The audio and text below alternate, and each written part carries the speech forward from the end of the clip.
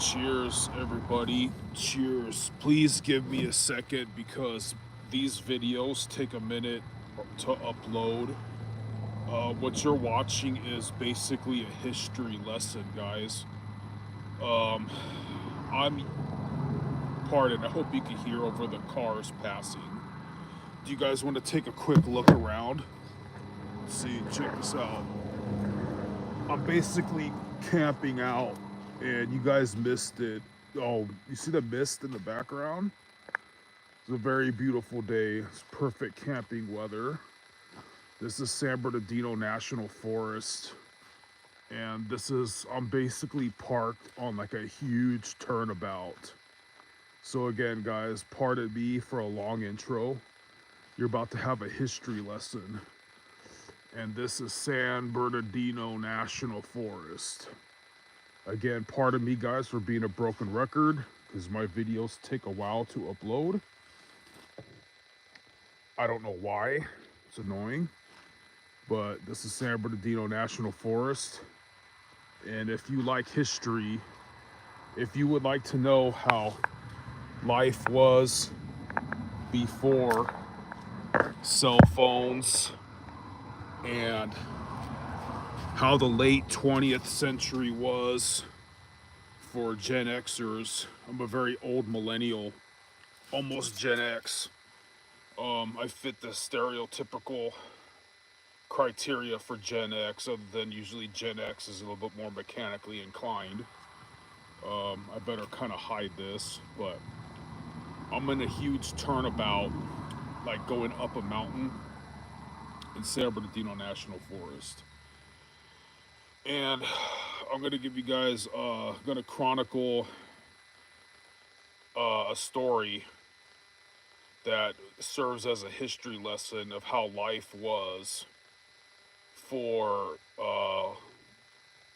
basically latchkey Gen X rockeros, rockers, uh, you know, kids that grew up, they say feral.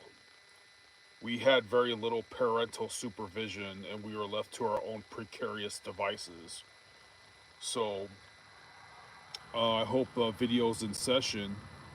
So, you're about to hear an adventure that spans a lifetime of how life was virtually before cell phones, how life was before all the social media, before the TikTok, before the terms of incels, before the terms of boomers, before the terms of zoomers, before the terms of red pill. Somebody wrote something. Uh, hey, how you do? That's a cool name, Ramesh. How you doing, bro? Basically, giving a history lesson.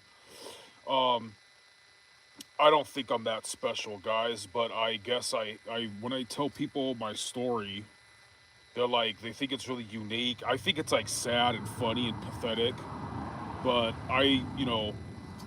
don't really have family. Had a lot of fake friends. If I wasn't big and ugly, I would have been like raped and molested. I've seen a lot. I'm not trying to like say I'm all hardcore or badass or whatever. I have seen the gates of hell as close as you can get to the gates of hell without going to war or prison. And so I have a lot of people who've been to war. You have these famous like Navy SEAL types, and they're very articulate, and their stories are awesome. And I'm not trying to compete against them. I'm just saying they had family and community and camaraderie. I'm telling you guys a story of a generation that had to find its own way, and a lot of people who've gone out of prison. Not all of them are very like literate or articulate. So, you guys, I kind of have bad vision, so I'm going to see what you're writing from my other phone. And again, so my story chronicles like a lot of people who lived in like Generation X times. Again, we're called feral kids. We live without a lot of parental supervision, left to our own precarious ways. And so let me turn this down so I can see what people wrote. They're probably like, "Oh, you're fat," you know. Josh fan. Hi, how old are you? You rock, Josh. I'm kind of furtive about my identity or exact age, but I'm getting toward middle age. I'm a very old millennial or young Gen X, right on the precipice of that time. And I'm about to tell you guys that time, like how life was before cell phones. Put it this way, guys. I've noticed life before cell phones. Okay, women actually needed a man that was down for their shit. They actually needed a man that was a man. You would go to Ozfest or these concerts and you would see kind of a rough looking dude. You don't need to be rough. You just need to, like, nature and God will be on your side if you really love the chick. And, you know, people who are trying to come up on her or grab her ass or something, if you let them know, they'll know. They'll know what time it is because they feel like the territorial boundaries that you're imposing. You don't have to be a Chad or a badass. You just need to stand your ground. And back before constant surveillance, cameras everywhere, cell phones everywhere, women actually needed a man that was going to be there. And what I noticed about those times, let's say, just like I am right now, I'm parked on the side of a mountain, right? And if you're with your chick here, she really needed you because the Zodiac killer might come out of the fucking blue. And you know, America's more of America. Like you know, all my guns are locked up, man. I'm more afraid of California police than I am of any homicidal maniac trying to steal all my shit. So basically, that's what it is. Let me sip this beer. So I'm giving you a glimpse of how Gen X was. I'll get to the comments in a second. I'll give you an example, guys. Check this out.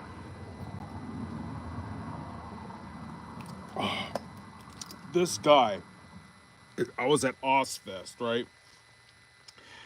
I was using some fat girl for a free ride to Ozfest. I gave blood for money to get a ticket to go to Ozfest. And the classic move was you use a fat girl for a ride to a concert. You remember where she parked and you ditch her and you go have fun and everything. And then at the end of the concert, you hurry up and get to her parking space and go, "Where'd you go?" Right? So it was one of those. As I was rocking out, I seen this guy who had a ghoulish appearance. This guy looked like he was fucking on some demon meth. This guy looked like a fucking homicidal killer. And me and a buddy are just kind of like, "Whoa, you see that? Well, crazy." So later after the concert, the fat girl was telling me how some dude just came up behind her and started rubbing his bare dick all over her ass. And then, oh, like, "Oh, fuck, wow, that sucks. Like, I kind of feel like that's my fault." And I got to talking to her. What did this guy look like? Blah blah blah blah blah. Like, what was he wearing? Shit like that. It was that guy. And ironically, I didn't believe this stupid thing I saw. Like, at 19 years old. This is like 3 years before that concert. And I saw this lady said she supposedly saw a vision of hell, and she painted a demon with a ghoulish looking face. The same expression of that demon was the same expression that fucking guy had. Let me get to some comments, guys. So, you have something on my third chin. That's funny. Yeah, whatever. Gaily. I don't know why you're talking shit, man. Your name is Gay. So, what was I gonna say? So yeah, so this now no one's watching. Um, yeah, so this video basically chronicles that era before cell phones, where I saw some guy getting stomped out at a concert, and like the authorities not only did not arrive to go tend to his wounds or whatever, they were like 45 minutes late as he was laying bleeding, and they didn't really care. You could tell they didn't really care. It's like another day, another Just there's this part of the job, like they don't, picking up a fucking limp piece of meat and throwing it on a stretcher and getting the fuck out of there. Before cell phones, before political correctness, uh, that was your ass. Where I come from, everybody looked like a hardcore cholo or a skinhead or a thug. There wasn't. This is San Bernardino, California, in the 1990s. Nowadays, it's just a lot. I know crazy shit still happens somewhere, sometime, but a lot of shit uh, went down back in the day. And back in the day, you you could be more of a fucking man. I remember some dude talking shit on my dead mother, and I was like quite bigger and older than he was. I walked like nowadays you get an assault charge or whatever. I laid into his fucking arm. He shut the fuck up. Back in those days, if you called someone on the phone and you'd be like, "Hey, motherfucker, I'm gonna whoop your ass. You disrespected my mom, my old lady, whatever." That shit was gonna go down, and you could, if someone road raged on you, if you got in a precarious incident, you could fucking pop their tires and you could fucking yell at them and shit. It was a lot less likely the authorities were gonna come around. Nowadays, there's constant surveillance. There's Karens. They'll put their phone out. I remember one time, this trashy ass motherfucker, he was chasing me with two knives. I had enough time to get to my car, get a crowbar, and wave it at him. Then I was calling him a trashy loser and all this shit. This piece of shit did like 20 or years in prison or something because he stomped somebody out. He was involved in another gang that jumped somebody and they stomped the guy to death. And he's a low life piece of shit. And as I'm waving a crowbar at him and calling him a piece of shit, I look over. He puts his hands in his pockets and his knives away. And for a split second, I think that I'm punking him or I'm getting over on him, right? But I look to my right and there's a sea of cell phones making me out to be the bad guy. You're not allowed to be a fucking man anymore. You're not allowed to stand up for your shit. None of that. None of that. Ali X goes, ooh, drinking beer in the morning. Look at, dude, this is my day off, and this is Cinco de Mayo. I need to go on a diet. Yeah, that's easy, man. I don't give a shit, dude. Right now, I'm pressing like well over 200 pounds over my head, man. What are you doing? I have to be fat to be strong, guys. I do security. I can, every time I got in shape, like, I, I have stupid pictures, dude. Like, watch, I'll bore you to death of how ripped I used to be. I used to be a cougar magnet, heavy metal thunder. Anyways, better than that. This is me and the hottest chick I ever been with in my life. She's way the fuck out of my league. She got with me when I was really fat. That's my stupid face. So, there's some other chick in the corner, some other blonde hitting me up. So if you guys call me fat or some shit, I don't care. My other chick says, man, you fucked her all around the room. I sure did. So I don't really give a shit. You can call me fat or whatever. I'm just I don't care right now. I really don't care. I'm trying to find some stupid pictures of me ripped and butt. This isn't me. This is I'm a lifelong martial artist. I can probably whip every man's ass that ever existed, like 80% of them that ever lived. I fucking did security. Who fucking cares, dude? I don't need to make my channel about politics or religion or fucking paranormal shit. I can make it about that's not you. Some chick at the bar was like, that's not you. I laughed my ass off, dude. I was like, who cares, dude? But anyways, yeah, I've been there, done that. I've been a fucking lifelong martial artist. That's when I was banging everybody's mom. So to all my haters right there, I could have just like totally took your mom from your fucking excuse for an old man. So I don't want to start off on that note, guys, So I'm fat right now. I'm doing security. I'm enjoying my day off. It's fucking Cinco de Mayo or some shit. Who fucking cares? We're here for a fucking history lesson about how a lot of you beta boys would have got stomped to death or utterly punked and got your chick faux jacked in front of your face back in the 1990s. So a lot of people say I have a rare story, yada yada yada. So sitting here just telling you my story, you're welcome because you get a free history lesson about how the 1990s were before cell phones can incriminate your assailant and you had to actually be a man and shit. And shit was a lot more simpler and stuff. So, anyways, oh yeah, I better have this on so I can answer haters like it matters. And now I have nobody watching. I don't give a fuck. So, what happened here? Was that all the comments? So I was born way back. I gotta be kind of furtive about my identity or my nationality or whatever. I'm the son of an immigrant that survived a major war. His house got literally blown up. He comes to America and he gets with a tall redhead, right? And that spawned me. So way back east in Ohio, well back into the 80s and shit, my ass was spawned. And my mom was, I guess, a tall, hot party girl, and she wanted to get the fuck out of her mom's house, and she married my dad. My father had his own business or two at the time, so he was kind of a baller. And she hooked up with my. I'm like, I guess I'm an ogre. I'm a really big dude. My pops, my biological dad is not a big dude. My mom was really tall. She was taller than my dad.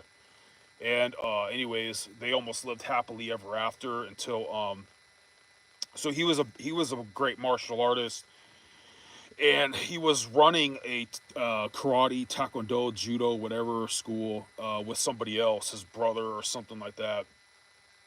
And he wanted to have his own business. So I love the man, but he had the brilliant sarcasm. He had the brilliant idea of leaving the martial art business. This is back when everybody was kung fu fighting. Bruce Lee he's dead, but he's popular as fuck. Action movies are abound. My pops was in the military. He was in the army. He survived. When he was born in a fucking war during a fucking war, dude. Literally got his house blown up, blah blah blah. So he's kind of a badass. There's stories of him flipping off a bunch of bikers, and I asked him when I was like 9 years old, "Why'd you do that?" He's like, "When man goes to military, he's not afraid of anything," shit like that. But anyways, he had the brilliant idea of getting a sandwich shop for a business. Like, dude, what do you know about fucking stay in martial arts, stay in your lane, man? God dang. So he hires my mom, and he doesn't really know how to control women, and she commandeers the whole business, and she hires a bunch of her friends, and her friends, they have food fights, they're smoking weed, they're drinking on the job, they're being mean to customers. The business flops, okay? And so now we're hard timing it, and I'm probably like 2 or 3 years old. I don't remember then, but this is hearsay. And he's working temp agencies and shit, and really bad, dude. Getting a fight with my mom's brother, all this other shit, and happier times. So I'm old enough to. I've played Atari twice, and then after the second day, my mom and kicking it with. I'm telling you how this era, the early '80s, Atari. It's like Q*bert, Centipede, Pac-Man, right? We had the whole.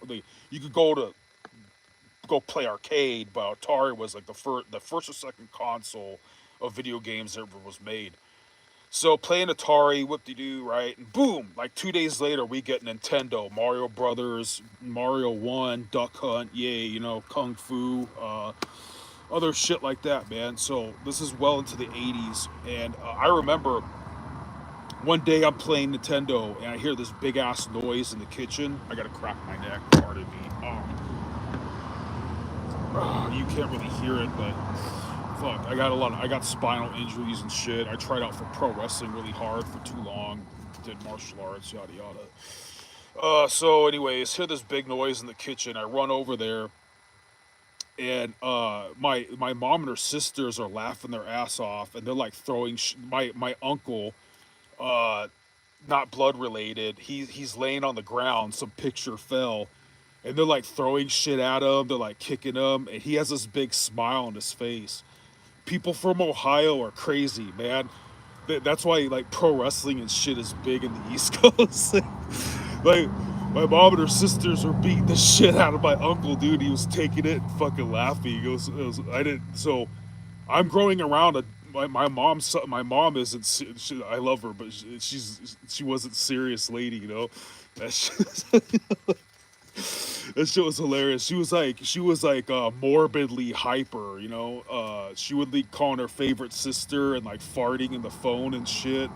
Like she carried herself like a man, and I guess later she becomes a bartender. Everybody wants to fuck my mom. Like I guess she was a pretty lady, you know. What do I know? So, but she was like a party girl, and she wasn't serious for damn, you know.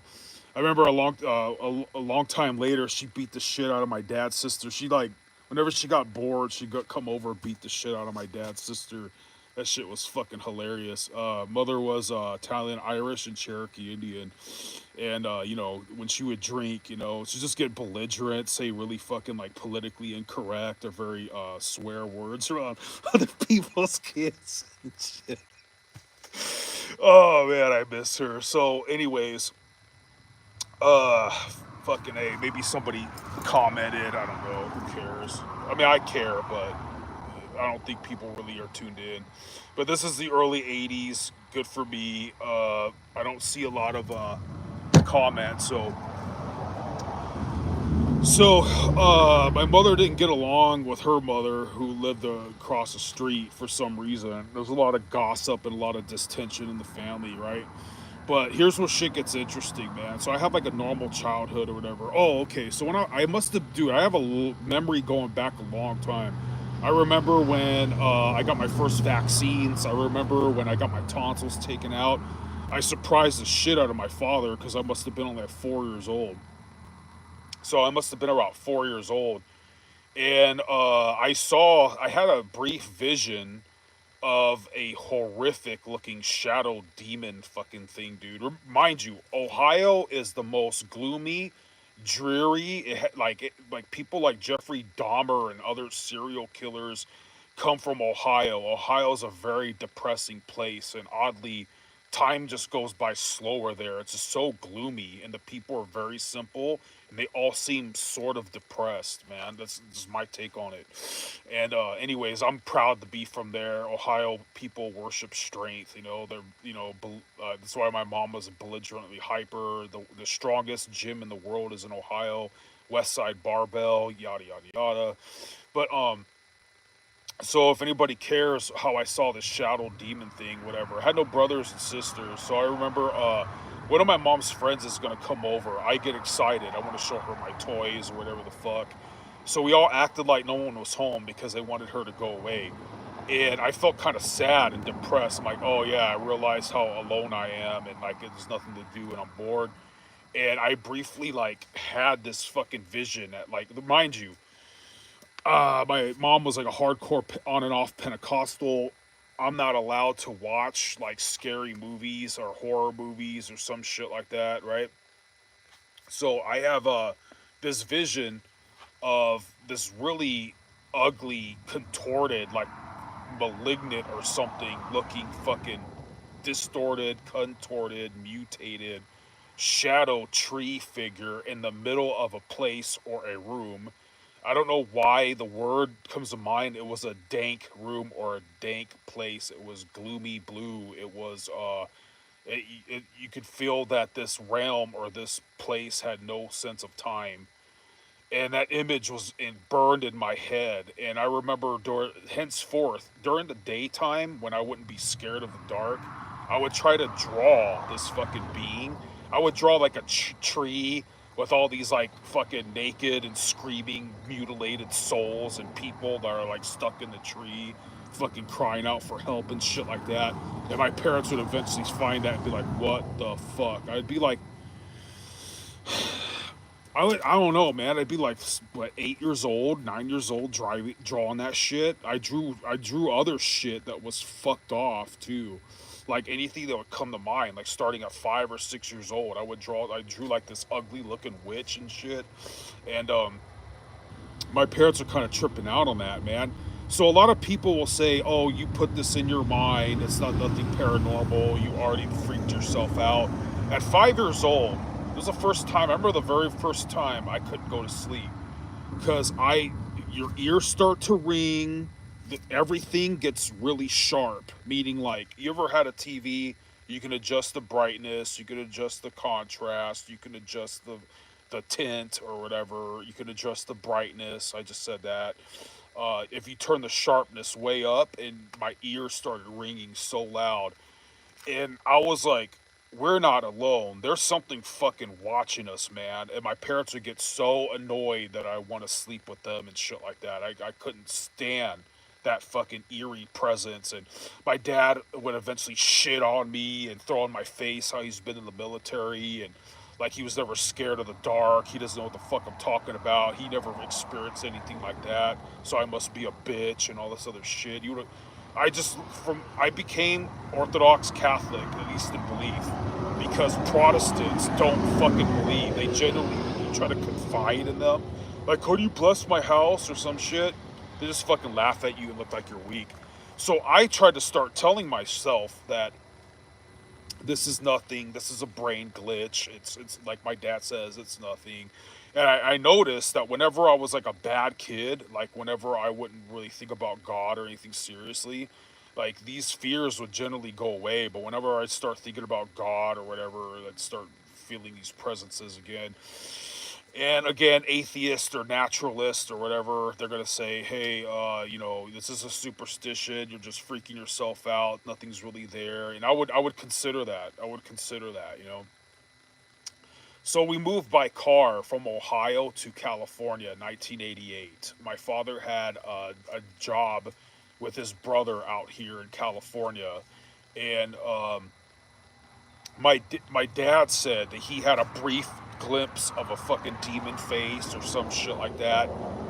Blamed it on me. He's like, shit that used to draw, like that. And so he still doesn't believe in the paranormal or whatever, but he admits he saw something weird when we were like praying before taking the trip, right? So I see America, man, with a road trip, right? I see mesas. The first time I seen a palm tree. First time I seen mountains. First time I seen deer crossing the road. It was beautiful. We're eating McDonald's every day. We're staying in motels every night. I was like, why don't adults live like that? I didn't really realize how expensive it was. I was like, why don't adults live like this every day? Fast forward, but temporarily fast forward. I was like 28 years old. I was like, hey, I'm my own man now. I'm gonna go live on the road and live like that and just spend my whole check on fucking chasing adventure, right? And that's why I'm here, just like this. So, anyways, what am I? So we moved to California. My mom freaks out. You know why she freaks out? Because the business my dad's gonna work for his brother, is this liquor store in Highland Avenue in San Bernardino, California. And it is jack full of fucking porn all over the place, all over the fucking walls, all over the fucking ceiling or whatever, dude. And my mom was mortified. Remember, she's on and off again, hardcore Pentecostal. And my pop said that basically the place was just like a 7-Eleven. We didn't have 7-Eleven back then. In Ohio, we called it Lawson's, like a convenience store. My mom's fucking horrified. I'm kind of fucking horrified too. One thing I wasn't horrified with was on the floor, like leaned over on a wall or something, was a bunch of posters of real women, like Budweiser girls, girls in bikinis advertising beer. I was fascinated by that. But the shit all over the walls, fucking women getting choked, fucking like three dudes on one bitch and all this other shit. Everything's naked, everything's adults. That kind of shit kind of made me ugh, right? But here's the thing. My generation, people who went through that kind of shit, we stopped. This is like I was supposed to be a grunge kid, right? By the like not at 6 years old, maybe 6 years later, right? That's when the grunge era came in effect. Everything's negative, right? So, anyways, kids like me growing up, we didn't take adults seriously because On TV, we see Small Wonder. It was like a wholesome family thing. We saw Donna Reed on Nick at Night. It was like what they show old shows. Wholesome family and Mr. Belvedere, or so soon it's gonna be like Steve Urkel, Family Matters, or Full House. Full House had like Jesse Spano and Dave Coulier. If anybody knows what the fuck I'm talking about, you're getting old too. So wholesome family Bill Cosby, wholesome family entertainment, right? Where the good in movies where the good guy wins and romance is glorified. Relations between men and women are adoring and lovely. So my generation saw TV, the fake ass world, where families stay together, no one's divorced, people get the girl, they get love, they get romance, and then in real life, I'm living at this liquor store with my father, dude. My mom eventually took off. She's like, "Fuck this, fuck you guys." My dad's sister-in-law would disrespect my mom. She's like, "I don't need you faggots." Later, she took the fuck off. So, uh, free speech, motherfuckers. Anyways, I said the F word. Who cares? What was I gonna say? So me and my dad are living in a fucking liquor store. He's the most grumpiest motherfucker every day, right?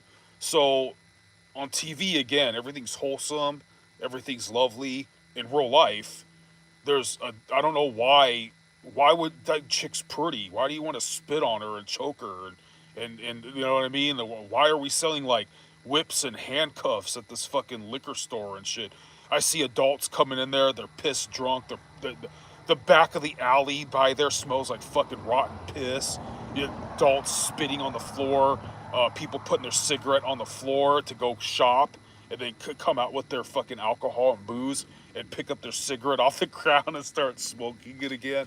I was like, man, society's full of shit. Like TV's full of shit. Adults are full of shit, right? But one thing, those Budweiser chicks, the bikini girls, I became fascinated with that shit, man. Eventually, I would have hardcore crushes on Kelly Bundy. That's Christina Applegate from Married with Children, the show, the sitcom, The Bundys. Who else? Like Jenny McCarthy, Pamela Anderson. That shit's all coming, right? So let's see. Sooner or later, I'm gonna be like in second grade. Somehow I learned how to read really fucking fast. I learned how to read like better than now, like a full fledged adult, like in fucking second grade. Because at this school, if you didn't write shit down from a dictionary, you couldn't leave and go to recess or some shit. By the time I was 12 years old, they did shit like that again back then. You couldn't leave whatever and go back home until you fucking wrote some shit in a fucking whatever they gave you. So I got really literate really fast. I sound a lot smarter than I am. Fucking, I have a big vocabulary, dude. Compared to normal people, it's fading away. But anyways, so second grade goes by. What the fuck? Yeah, the school's ghetto as fuck, dude. Fucking ghetto ass school. And yeah, whoop de doo. Let's see if there's anything eventful. Let's see. My mom's taking off. Right, she took off on me and my dad. She has another dude now. um, Staying with my dad. He's the grumpiest man in the whole world. Sometimes I'm staying with my mom. I still keep tabs with her. Right. Uh, what else? So by the time I'm 9 years old, we get this new apartment. I still dream of that new apartment. That's to me that feels like home. So about 9 years old, we're only like a couple days or less into this place. I fall asleep in the bathtub at 9 years old, and I had a dream of three hideous looking demonic faces just staring at me, dude. Like some cyclops ass motherfucker and shit, you know. And that's the one I remember, dude. All fucking mutated and shit. I wake up, I'm kind of freaked out, but it's daytime. My mom's there. I'm not scared. Um, I was freakishly big for my age, by the way. When I was in kindergarten, they said I was as big as a fourth grader. By the time I was like 10 years old, 10 or 11 years old, I was already like 120 pounds. My mom was 5'10". By the time I was 11 years old, I was roughly about her height. Going to Taekwondo school and shit. got really good at martial arts early. What else? Yeah, my dad tried to. I asked him to show me martial arts at 9 years old, but he was kind of just got frustrated with me. Like he showed me enough to just show me I'm a fat ass, and then like hopefully I would quit. No, it became a lifelong obsession. At 10 years old, I started hanging out with the people of the neighborhood, right? And so we had this big ass desert field that's still there, man. So I lived in these apartments over here where everybody has baggy clothes and they listen to rap music. Here's this desert field. Here's this slightly nicer apartments with people with flannels. They have long hair and shit. We were little kids. We hide behind these rocks or cactuses and go, stoners! And then hide and run and shit like that. I didn't know that I was eventually going to become one of those motherfuckers. They were grunge. I'm heavy metal. I became a hardcore stoner later. Whoop de doo.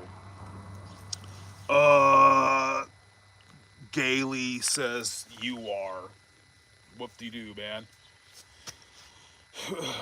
So what was I gonna say? At 10 years old, I'm hanging out with the neighborhood, whatever, right? Some of these are rough kids. Like, I almost got jumped, yada yada. That's besides the point.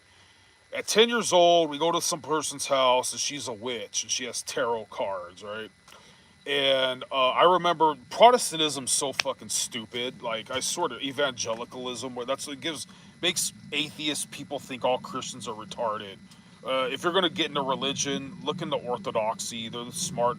They won't Orthodoxy won't accept a fucking schlemiel like me. I'm just saying, there's some brilliant motherfuckers. At 30 something years old, I met a dude he was from Romania. He was Orthodox. He was fucking brilliant. He was a badass. He got arrested for trying to live out in government property with hunting. Like he's trying to live like Bear Grylls and fucking Daniel Boone with undocumented firearms. He got arrested. He's probably deported or killed now. I can't get a hold of him. Anyways, rewind back to the story. I remember this evangelical thing on TV, and it's all like, if you ever see a fortune teller, you can prove them wrong. Ask them to read, like they can't. They claim to read your future, but see if they'll read your past. So I tested this witch at 10 years old, and I'm like, hey, can you say something about my past? And she goes, she flips her card, she does her woo woo, and she's like, you came from a long journey. Everybody in the room starts to laugh because I'm only 10 years old.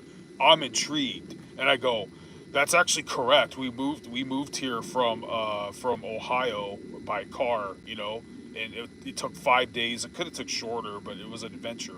Everybody in the room gets kind of quiet or doesn't know what to make of that. So like an idiot, I asked her something about my future, and she didn't want to tell me. I probably was probably dire or grave or something, God forbid, right? So anyways, fast forward days or whatever, I'm playing video games all alone at my house. My life is like this at this age, from like 10 years old, 11 years old, even 9 years old. I'm always home alone. My mom's at bars. She's a bartender. She's living her life, right? My father's working two jobs. Eventually, one parent, usually my father, would come by, drop off McDonald's, like, oh, here you go, you dog. Fuck, I had to spend money on this. God damn it, having kids sucks. Fuck. So, yeah, so eat my fucking food, and I'm there. I'm all alone. I'm playing Super Nintendo. TV's right here, video games right here. Dog is in the backyard because not allowed to have the dog in, even though I disobeyed that. But playing video games, and I see this shadow coming up. I'm like, oh! I fucking scream, and I look over here, and there's nothing. And the bathroom door is open. There's a small bathroom downstairs, and I'm sitting there shocked, just dumbfounded with like everything in my whole being is heightened and super fucking aware. Again, like I was saying earlier, your ears are ringing so loud, and reality looks like if someone turned the sharpness on the TV all the way up. And sit there frozen, not knowing what the fuck to make of whatever the fuck happened or why that happened. But I get up, I close, my usual thing. I close the door, turn on more lights, you know. To this day, my vision's burned out. I did sheet metal welding, and when I was a kid, I never wanted to sleep in the dark because of shit like this. A lot of people talk shit on it, so my eyes get really fucking tired of light. Um, and I have a very high blink rate and shit. Just people think I'm fucking retarded all over the place, you know. So that shit happens. At 11 years old, my mother died. You know, and I didn't. Oh, I was 12. I was 12 years old. She was already getting like gravely ill. She came down. She came down with cancer at only like 29, 30 years old. She died at 32 years old. At this time, I'm 12 years old, and 32-year-olds are not supposed to die. They're not supposed to die of cancer. To this day, I believe it's some kind of hex. Oh yeah. My mom's side of the family has always said that the Cherokee Indian side of my mother's side of the family, that my grandfather's awesome. He's a great man. I guess his dad had a disease where he started rotting before he died. They said that his house was haunted. Like a lot of snakes and shit like that would be like under the patio, something. That he was a really bad dude who was abusive to his kids, aka my grandfather. My grandfather's awesome. God rest his soul, man. I really wish I could have been closer to him. Not enough time in life. Mother dies at 12 years old, and a few days or so many days after she passed away, my stupid stepbrother saw this shit. I saw an orb. Undeniably, I saw a fucking orb. Like at this very spot last week. I, I don't know if this is SpaceX. I don't know if this is drones. But last week, I don't know if you guys can see this. So in the horizon over there, I'm starting to see what looks like a shooting star, like a trail or some kind of rocket, right? Once it was above my head, I don't know if you can see this shit. Fucking A. Hold on. Probably if I go to screenshot. Fucking son of a bitch. Fuck you. Everything has to piss me off, man. I don't know if this makes any sense, but this was directly above my head. Do you see a string or a line of a bunch of bulbs? So if you were here and you saw that flying above, it looked like it was only a half a mile away, making absolutely no noise, eerie as shit. One of the first things I said was, holy shit, I hope I don't get like radiation poisoning or something, right? So my mother passed away, and I saw this floating blue orb, eerie as fuck, floating just like this, man, at like a perfect 45-degree angle, going from like I think it was like southeast to northwest. Stepbrother saw it. They're like, "Oh wow!" And I don't think anybody's fucking watching or gives a shit. Oh, okay. How you guys doing? So I'm basically talking about Gen X times and Latchkey kid alone and like ostensible or evident paranormal activity. Right. Thank you for the hearts, you guys. God bless you, man. So okay, where am I? I'm trying to cry a river. Mother dies at 12. Saw an orb. My father remarries, and I got to live with him. My stepmother hates me, so I end up going out a lot, like always trying to stay out. I'm dirty. I go days without showering, whatever. My mother died, and it gave me Social Security money. It was only like about $300 a month. The government's giving me like $300 a month. I basically move out to the street to my stepmother. My stepmother's such a bitch. I don't know if you ever seen the show Jerry Springer. She makes contentious people like trailer park people on meth that all right goddamn like you mother like contentious people like Jerry Springer show would have like these white trash hillbillies. They were like racist, like arguing against like the Black Panther yeah damn it you know n-words. Like my stepmother makes those people look civil and tame. I don't know where she gets this energy to be so contentious. It's ridiculous. I cannot stress enough how much I couldn't fucking live with that shit. So I'm not really going to school or whatever, and I get with bad people. And my money is basically fueling our beer, our weed. His mom, this guy's name Will. Will's mom's cigarettes. Will's mom's meth. So I'm staying with Will and Sean. These names will be significant later, right? And They live in this like back house of like a real house that these normal people are renting to them, and there's a shack full of black widows with rats everywhere. So I'm like living like this, and I'm almost getting my ass kicked every day. We're always going to some older adult's house to smoke weed and whatever. And enter Greg. We called him the Del Lago Liquor Man. This dude, he was really fat, fatter than me, a mustache, kind of like bald mullet thing going on, really fat, you know. He had like an Aryan Brotherhood tattoo or whatever. And Will wanted to hang out with this guy because this adult, man, he's like, well, he's like probably 40 years old. And Will's 11. I'm 13. Sean's about 13 too. Will is 11 years old. He's like the leader of our pack, dude. He already like quit meth. Like a 11-year-old, like his monumental achievement in life was quitting meth. Can you imagine that shit? So let me give you an example of a night with Greg, okay? One, Greg would always take Sean. Sean was this tall, like, I guess he was a pretty boy, right?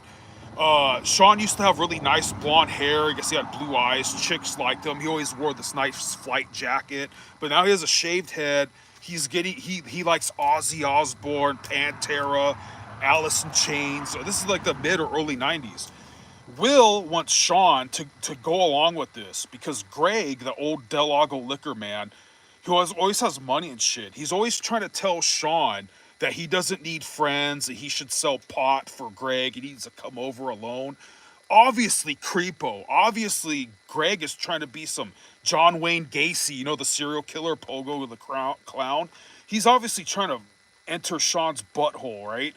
And Sean's hating this, but this guy's giving us free beer and free weed, right? And Will wants to go along with this. I mean, this is Meadowbrook or Meadowwood Apartments in Corona, California, like fucking in 1996. So I'm in this house. There's a bunch of minors, right? This apartment. I'm here. There's a bunch of minors. There's Greg over here. Greg's sitting in a chair, kind of like this. He has a silver pistol grip shotgun under his chair. He's got bricks of weed. He's buying us all this alcohol and pizza that we could have to our heart's content. And I'm trying not to too much superfluous detail, right? I remember this one dude wants to fight me. He's way big. He's older. I'm scared. Some dude stands up for me. The dude who stands up for me, I don't know how we got, there's no cell phones back then, but we catch word he's beefing with some dude up the street. And so Greg forces him to fucking get in a pickup truck with him, a small pickup truck, to go fight him, like pressuring him. Well, let's go right now, right? So, I'm not shitting you, man. This dude, this is why the show Beavis and Butthead was so funny. Because people like this really exist, man. Greg gets Sean, or not, the guy in the pickup truck to go take him to go get in a fight up the street. We're all minors. I'm not lying, dude. He's parked on the street, right? His apartment's like out on the street. He gets in the car, he backs up and hits the car behind him. He backs up, he goes forward, hits the car in front of him. He goes back and hits the car behind him to do a 3-point turn to get out. Like, you ever seen the movie Austin Powers when he's in that forklift trying to do an 80-point turn to turn around, whatever. A bunch of people come out of their apartments like, what the fuck? Greg left the door open. There's a bunch of minors with open containers everywhere, reeking like marijuana. Most of the people stayed, but Will, the leader of the pack kid, he's like, let's go, let's fucking go. Because the cops are coming. The cops are coming. This is like a normal day before cell phones and the grunge era, and like I'm an old millennial, like Gen X times. Like this is the shit that the crazy thing is. Okay, this dude's name's Sean. He's a tall blonde kid. He's like a pretty boy. Fast forward like 10 years later, another dude with the same name fitting the same description. We laughed at him because he got hit on by another gay, but this guy wasn't as scary, right? So, I mean, back in these times, if you came from like a broken home or whatever, I'm not trying to cry a river, like kids were in a precarious ass position. We could have gotten fucking raped. We could have got roofied. We could have got stabbed. We could have got jumped like on a daily basis. So I guess that's why I believe in God, right?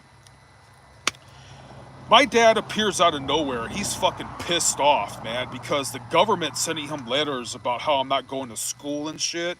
Like that's my fault, you know? It's like, dude, I have a lot of other problems in life than to fucking worry about school, dude. Will's mom is, she's freaking out. She didn't get her meth and they kicked us all out. So I got to like never sleep. I got to like sit on somebody else's porch all night long till the sun comes up to uh, to go out and about on my day, looking dirty, getting treated like shit by gentrification. You know what I mean? Like always looking fucking dirty, smelly, getting made fun of for it. I never want to go home, dude. My stepmother's a bitch, and my stepbrothers hate me. I don't fucking get along. And they're cool with it. They're like, please, fuck off, you know. So, anyways, I'm not trying to get into too many tangents. I didn't want to. I did actually. I moved back to Ohio with my mother's side of the family, but I love my grandmother to death. But she was basically like, she didn't say this verbatim, but she's like, I don't believe. Like she's remember they're hardcore on and off again Pentecostals, like a fucking cult. She didn't believe in boys like dating girls early or like having pictures of chicks or doing sports and all that. She wasn't gonna let me go on the wrestling team. I already knew what UFC was. UFC, I didn't see it before Ultimate Fighting. I just knew cage fighting exists and wrestlers were badass. I knew that I had a pro wrestler on my mom's side of the family, and I don't know if you wouldn't know his name. I could show a biography of his like on the internet or whatever. He's a really good guy. I'm trying not to get into too many tangents. My parents told me that he died in the 80s because he was taking a bunch of steroids and he was a womanizer. Then when I looked him up, I was like, oh, it's a day and age of a smartphone. I looked up my uncle was a pro wrestler. He got like some kind of outstanding citizen award. He was in World War II. I don't know why. I don't know why boomers have to lie to their kids. I don't understand. So anyways, but I didn't want to live with my grandmother because she wasn't going to let us go outside. Like we had to stay inside, and I just noticed that like my mom thought that owning guns or having toy guns was against God and shit. So it's like, man, I'm just gonna say that I'm gonna go back with my dad's, go live with my dad in California, come back here, I'm sorry I made whoever pay for that ticket. Came back to California, knowing I was just gonna go back to Will's house or whatever, and figure it out because at least in California I could go outside, I could go play, I could go adventure. I had the hope of eventually learning martial arts and kissing pretty chicks. That wasn't gonna happen with my grandmother's side. They're like Bible Belt religious crazies. My cousin who lived with my grandparents his whole life, he didn't get a job or get a chick till he was about 40 something years old. I'm not lying. I am not lying. That's religious fucking weirdism for you. I claim to be a Christian. I'm just saying that Bible Belt evangelical hee-haw shit gets fucking weird. It makes kids atheists. So anyways, I'm back in California and my dad's pissed off because the government's giving him letters how I'm not going to school and shit. And I can't live with my stepmother and all that. So he's pissed as fuck that he's gonna meet me like halfway. So my rent of my first apartment. I lived in my own apartment at 15 years old. I put 300 down on it. He put 200 down, and whatever scraps of food that he would let me have, or my dad would be the kind of dude. If I lost, like it's like I'm kind of barely exaggerating. Oh my God, you lost one of the pair of socks that I bought you 6 months ago. Then I got to hear like for a half hour straight about how I'm unworthy to live and I would die in the Vietnam War and how I'm such a piece of shit because I lost a fucking like 50-cent sock that he bought me fucking 6 months ago. Motherfuck. That's how boomers are. That's how I consider myself Gen X. I'm old millennial. That's the shit that we fucking put up with, man. So anyways, I didn't know, but long story short, I started having my first episodes of hardcore sleep paralysis. Dude, people say, oh, you need to talk about your story. It's interesting. I think it's sad, pathetic. Somebody overdosed 6 months or something before I moved into my first apartment. Someone died of a drug overdose in that room, and I started having sleep paralysis. Like, you can't get a break, right? This shit don't sound fucking realistic. What was I gonna say? Okay, so I was talking to a coworker the other day. We're laughing about how he's an older gentleman. He lives in these apartments or a trailer home, and I was like, dude, you're right, man. Everybody in apartments, at least around here, they're always like, if they're not disabled or if they're not retired, they're cuckoo. They live off of some kind of government pension because they burned out their brains with acid or drugs or whatever, and they're living off of like welfare or whatever, and they just kind of lounge around and exist and with their diabetic infused life. I'm not talking shit. I'm not trying to clown. Like, it's sad, but there's a bunch of fuck ups and crazies in these apartments. So somebody, I'll get to what happened. So somebody either killed themselves or died of a drug, I think just drug overdose. They wouldn't tell me really what happened. They're like, oh, that's right, that shit happened. What shit happened? What shit? They're not really forthcoming with it. So, anyways, got my own first. I got my own apartment at 15 years old. The government doesn't know. The government doesn't know that I'm living by myself without parental guardianship. It's my job to wake up every day and walk about a mile up the street to go to school. Okay, so let me swig this beer, guys. I'm kind of getting dehydrated. Where the hell did my beer go? So,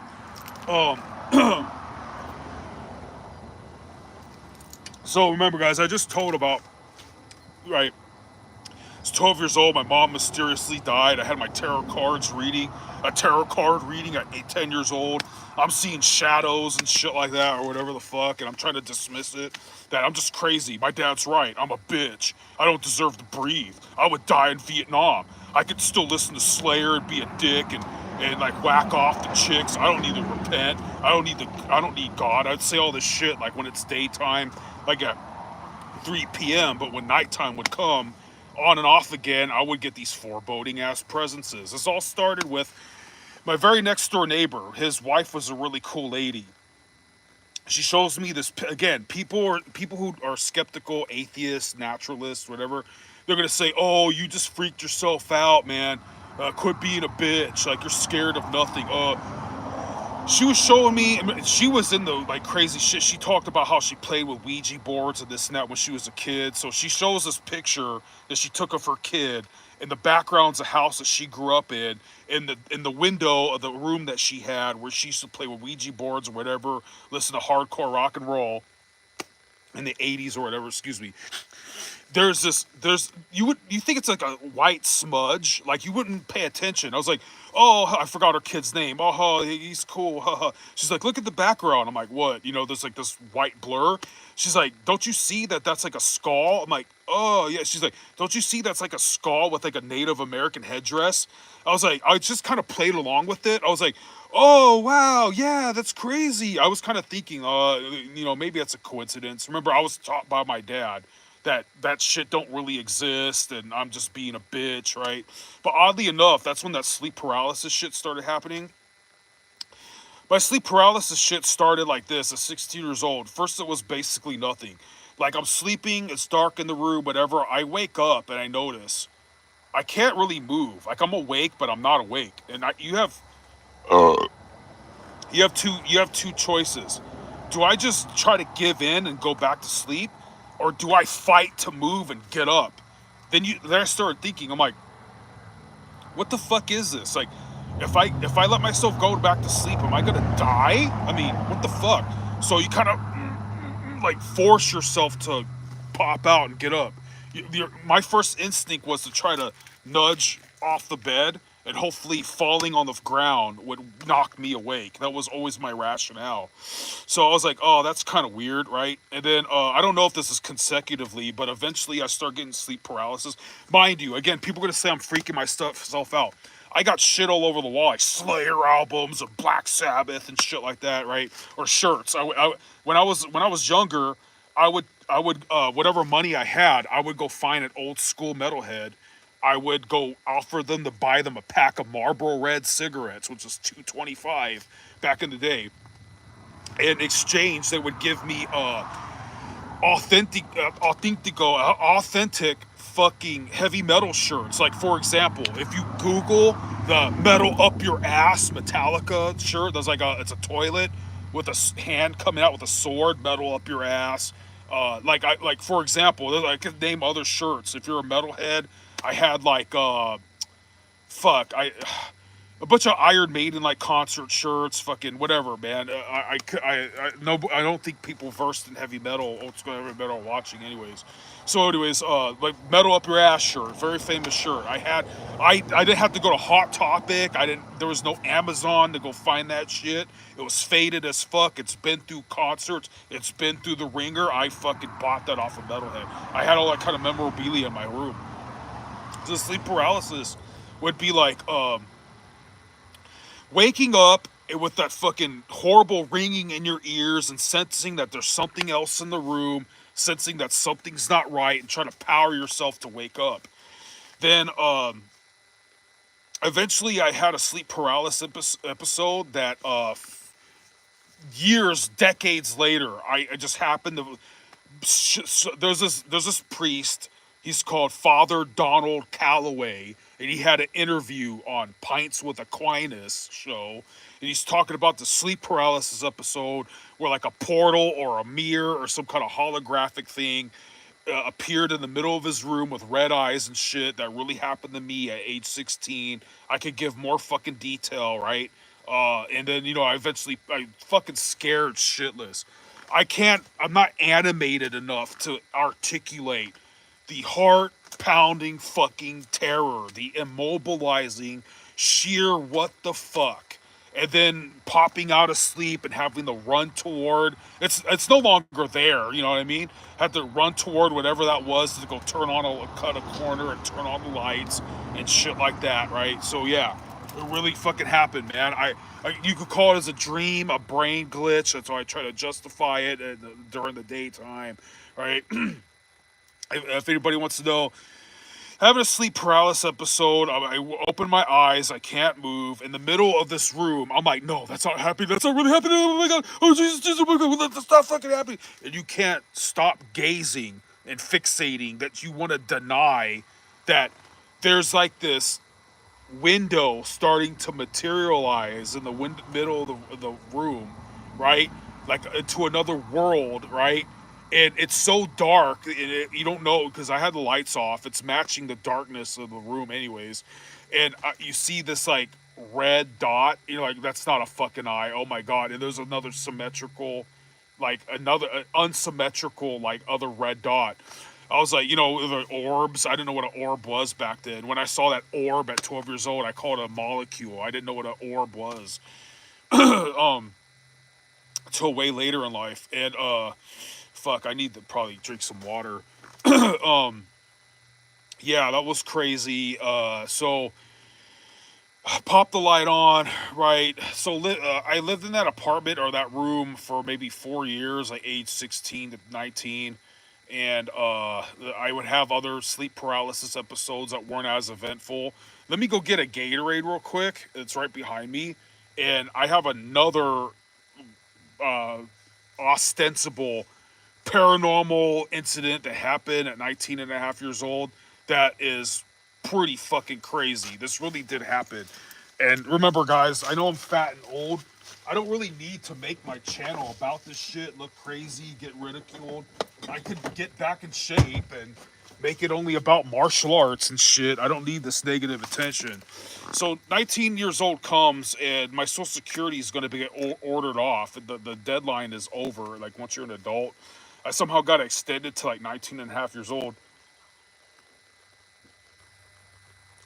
So I move into my metalhead friend's house, and the plan is I'm eventually going to get some kind of job, right? And help out on bills. That didn't happen until I moved out of the place. Being a metalhead, having long hair, not having no social skills. I didn't have a house. Didn't have a high school diploma yet. I got that at 21 years old for my continuation school, whatever. So that shit was going nowhere, and I wasn't getting along with my friend's a metalhead, plays guitar and everything, right? I'm living at his house. His mom's cool. His dad's a dick, and I'm sleeping in the same room with his sister, and I went 2 months without fucking her, dude. I was trying to be a good friend. Hold on. Trying to go 2 months without fucking his sister. I used to play with her, like, not play with her. I mean, I used to call, hey, brother. Like, I tried to make a dude friend out of her, right? So, long story short, we realized we could start pitching each other's, like, fucking tits and dick and shit. And I start having, like, cause I'm hoping that some other chick comes back in my life. I don't know why. So his sister's like a holdover. I was having like the most dirtiest, loveless sex with this chick, dude. Like everything we were doing, there's no like emotion or passion behind it. It was just raunchy, like porn shit, right?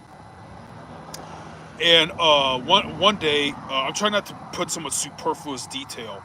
One day, I'm going to the kitchen, right? Like, dude, sorry to make this story kind of funny or whatever. God forgive me, I shouldn't gloat in this. We were sneaking around the house having sex, right? So like, I remember her dad's a dick. She thinks her dad's a dick too. One day, her parents are coming home, and we run to the garage to be able to buy some time to pull our fucking pants up or whatever. And my rod of correction. I'm only like 19 years old, right? It's like I'm pretty healthy, dude. I knocked over her dad's vitamins with it, and we started laughing our ass off. So we did have some kind of chemistry. Like I remember one time she wanted to bang in the garage, and I was like, I tried to tell her, I was like, hey, I don't want to do that. She don't be a bitch, fucking. I was like, this is how athletic I was. I told her, if your dad comes through that door, you're on your own. She's like, whatever, right? Like people who don't fear consequence. Door starts opening. I jump up and fucking bolt out of me and like a cartoon. Like I went up in the air, just levitated and ran, right? So she gets caught naked or whatever. I'm nowhere to be found, right? And she told me later that I stepped on her hand. I stepped on her hand and actually kicked her in the back of the head. Didn't even know that shit when I was running. I was like, I want to respect dad. I remember she used to put me on blast. You can't just f me in the eight, whatever. Right? I'm like, shut the fuck up. So the relationship's getting really toxic. But one of these nights, we were in a good mood, right? And I'm going to the kitchen to go get something to eat or whatever. We don't really like to come out of the room, and we're being dirt balls. Like we don't even go shower until her dad goes to sleep or whatever. And her dad was like, he was always unemployed, always blaming it on back problems, which I'm going to give him the benefit of the doubt. He could have made a lot of money. He know how to drive truck, but he's always at home doing drugs instead. And he was a great musician. The whole family was a great musician. So going to the kitchen, and I'm closing the door behind me, and I'm in a really good mood. I'm saying something, ha ha ha, yeah, hey, yeah, honey, whatever. I'll go get you fucking something to snack on, right? Walking in the hall, kind of looking down, and I feel like I bumped into something. I feel like I bumped into something. The first nanosecond of my head, excuse me, my neck. I felt like maybe I bumped into her brother or her dad or her mom. The first nanosecond, but like when I was 4 years old, and I had this brief vision of a demonic, hideous figure, right? Out of nowhere, I had this image in my head. Again, you could be atheist, you could naturalist, like, oh, you didn't really see that. It's just in your mind because you're watching listening to a lot of heavy metal and watching heavy metal videos, and oh, you like that stuff anyways, whatever.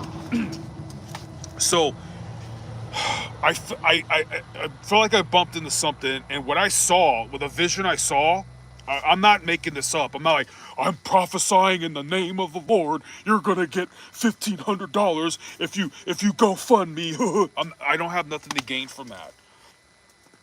I saw a ghoul. I saw, okay, this is what it was. This was some kind of bald demon thing, and its skin, that's for the most part was like pink. It was like naked and emaciated, right? It had like flabby, skinny arms and like saggy tits or something, but you could see its ribs, and it had like a saggy gut, right? And its eyes, right? Its eyes were like, it had bags underneath its eyes, and you could see all these fucking veins and shit. and its expression had like yellow eyes, like extremely like, and it was like fucking hideous, like ugly fingernails and fucking yellow fingernails, yellow eyes, the pupils like a fucking snake, and like fucking like I don't know, probably has sharp teeth or whatever. Just getting a peripheral. What I remember the most was it was pink, it was naked, it was emaciated, it had ribs, had horrible looking eyes, horrible bags with like you could see veins like translucent, transparent, unhealthy, sickly fucking shit, right? Oddly, years later, I was scoffing this fucking video. Some Korean girl says she saw hell. I don't believe it still. She saw hell and she painted what God showed her how hell is. When she paints the hell that lustful people go to, it depicts a demon, almost the same expression, the same look, just the real life thing or whatever vision I saw was 1,000 times fucking worse. And I really believe that was a demon of lust or some shit. I really do. So I get a job at Walmart, and the lady who hired me is being a real big bitch. Like, I'm so lucky to get this job. I use my fitness to hang and try to unload trucks as fast as possible. I move out of that toxic house, and I'm sleeping in my friend's garage with a coworker, and I'm paying like $100 a week or some shit for it. Trying to save every money. I mean, I was trying to save so much money that I later got made fun of because all the socks and underwear I was buying, the dot dot ons, they're like Fruit of the Looms, like white tidy whiteys and shit. I was trying to save that much money, and I'm sleeping on the floor of the garage. It rains. It gets fucking literally flooded. I'm unloading trucks and having to always take the bus and walk to fucking work or some shit. Walk, yeah. That was like fucking 2 miles north, south uphill. And now I'm shivering, and I can't sleep and all that kind of shit. Whatever. Who cares? It's life, right? Finally save up enough money to get an apartment with 3 other dudes, right? This is going to be my second apartment, but with like 4 roommates. And I remember I just got the fucking apartment. We just paid the last dollar. This is like this first time of like at least 2 times that when we bought an apartment, the lady would be like, now you need to make 3 times the rent and have a cosigner. We just had the cash in front of her face. She goes, like basically like, oh, here's the keys, right? So I lost that job just as I got approved from the apartment because I'm gonna be on a video somewhere. America's Dumbest Criminals, the food court of that Walmart. I was like flexing and showing some fat chick that I could do the splits and all this shit, and she was giving me and this other dude named Sage, who was my first roommate. That I'm gonna go roommate with 2 other dudes that we know. She was giving us free food. They caught that on camera. Got fired once I just got this apartment, so I better figure it out fast. So tired. I was trying to make this rules like, oh, we're not gonna have shoes in the house, whatever. The apartment's so nice and clean. The fuck, it's so spacious. Just moved in there. Haven't moved our shit in yet. I'm like I think the first or second one to go view it. The carpet's all nice and white and clean. I go in there and I just collapse on the floor and go to sleep. I'm probably asleep for like 10 or 15 minutes when a grip of people, chicks too, and all that, woo, party time, yay! And I was like, I get up off the floor, like I'm starting to get up off the floor, like, oh fuck, dude, this shit just began. I get this part-time pizza job. It's not really making shit. I have 3 other roommates. In heavy metal, like I guess rockers, you get fucked up nicknames. Like if you listen to rap or join a gang, you get a cool nickname. Like I'm Little Creepy Fool. I'm El Spider. Like I'm like whatever. I don't know. Dude, I'm Papi Chulo. I'm Tyrone. If you listen to rap, you get a cool name. But I was amongst other nicknames. Not going to give all the protect identity. I was basically Ogre. My friend Romello becomes Maillard. Oh man, this is fucked up. Like for example, how you get fucked up nicknames. When I was 13, this other rocker kid, his nickname was Cum Bubble. This guy's named Steve, but instead of Steve, we call him Stevis, like Beavis and Butthead. Later, some other Steve became Nevitz, which is Steven backwards, because him and his brother were Satanists. They say everything backwards. Shit just gets more and more fucked. Um, these guys are hooligans. We're always getting noise complaints. They're always starting like gang fights and shit. I'm not even kidding. I'm trying to fast forward, not go through superfluous detail, but like one time, this rival party crew tries to come up to our apartment. That's gonna fight us or fuck us up or some shit. And they're a bunch of jocks. They're like football players from Norco and shit. But we're all like my friend Stevis, right? Like his dad's from East LA. Like his dad could have went the route of his brothers, hardcore gangsters and all this kind of shit. But he became a family man. So Steve's not taking that shit. Steve's a raging alcoholic that just started his own small gang because he's full of his own bullshit. Because 9/11 just happened a couple years ago. He signed up for the Marine Corps before 9/11 happens. He knows he's going to fucking war. Once he fucking graduates high school, remember, we're like give or take 20 years old, going to adult ed and shit. It was funny. We're in adult ed, we're like graffitiing in the fucking books. It's just fucking retarded. What else is I gonna laugh at? What else is I getting at this shit? I'm kind of fast forwarding, but I want to give people an idea or a scope of what's going on. Like how Generation X or party rock and roll dude times were, like people are admitting like they fucked their girlfriend in a room and jizzed all over the fucking place, dude. We have a pet python snake that eventually got like 6 feet tall. It lived in the bathtub. They didn't feed it right, so it became wild, like a snake, right? A pet snake. You can't feed it in their cage or whatever they kick it at, because if you feed it in their cage, it's going to try to bite your hand, right? It will get confused every time you open that thing. So we have an untamed snake living in the fucking bathtub. All right, so no one's taking a shower and shit. Oh, I gotta like. I was smart, for example. See this backpack right here? It'll have my toothbrush, my soap, my wash rag, and it'll be my pillow. Do you know why? Because idiots that would leave their toothpaste, their bar soap, their toothbrush, whatever in the bathroom, that would get shoved up someone's ass for like 6 days straight before they told you to your face. Yeah, I know, right? So like, that's what I'm saying. In the gangster world, they don't play. You get stabbed or shot for shit like that. In the rocker world, dude, then you better fight him or whatever, or fuck. What else was it going with this? Nevitz, this and that. Yeah. So the jocks come because one of our roommates' friends that we didn't like. Remember, it started with 4 roommates, but they brought their friends, who brought their friends, that brought their friends until it was until there was no place on the floor to sleep. And if you come over to chill, party, or whatever, yes, we did have chicks.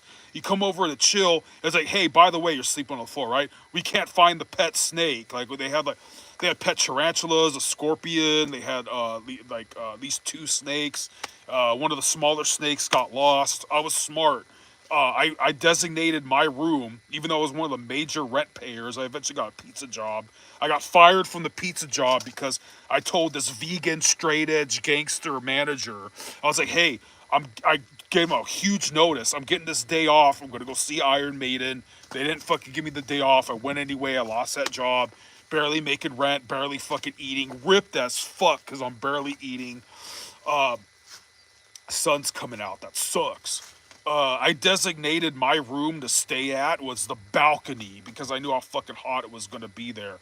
I remember we were growing weed there. It got stolen. It was a godsend that it got stolen because my friend kept getting caught fucking his girlfriend by her dad. What dad wants to walk in on his daughter getting fucked? And they were doing worse than that. I mean, if a real man, if you know your daughter is getting it on with her boyfriend, you go like this. You bust a Hank Hill and you go, his name was Abraham Rosa. Like, you go, damn it, Abe. Like, you better put on your pants and fucking put up your hands, because I'm giving you to the count of 10 before I kick this door in. Like, I'll tell you what, boy, your ass is, like, you want my, you had my daughter's ass, now I'm going to have yours, god damn it. You better learn how to Spider-Man your ass out of that fucking 2-story window, because I'm going to kick you out of it, damn it, You don't go walking in like, oh, what are you doing? Like this guy, we should have jumped the dad. I didn't know how to be a man back then. We should have fucked up the dad, but the dad called the cops, right? I don't know what the fuck the charge will be. All I know is cops came inside our house, saw a bunch of shit to grow weed that was stolen.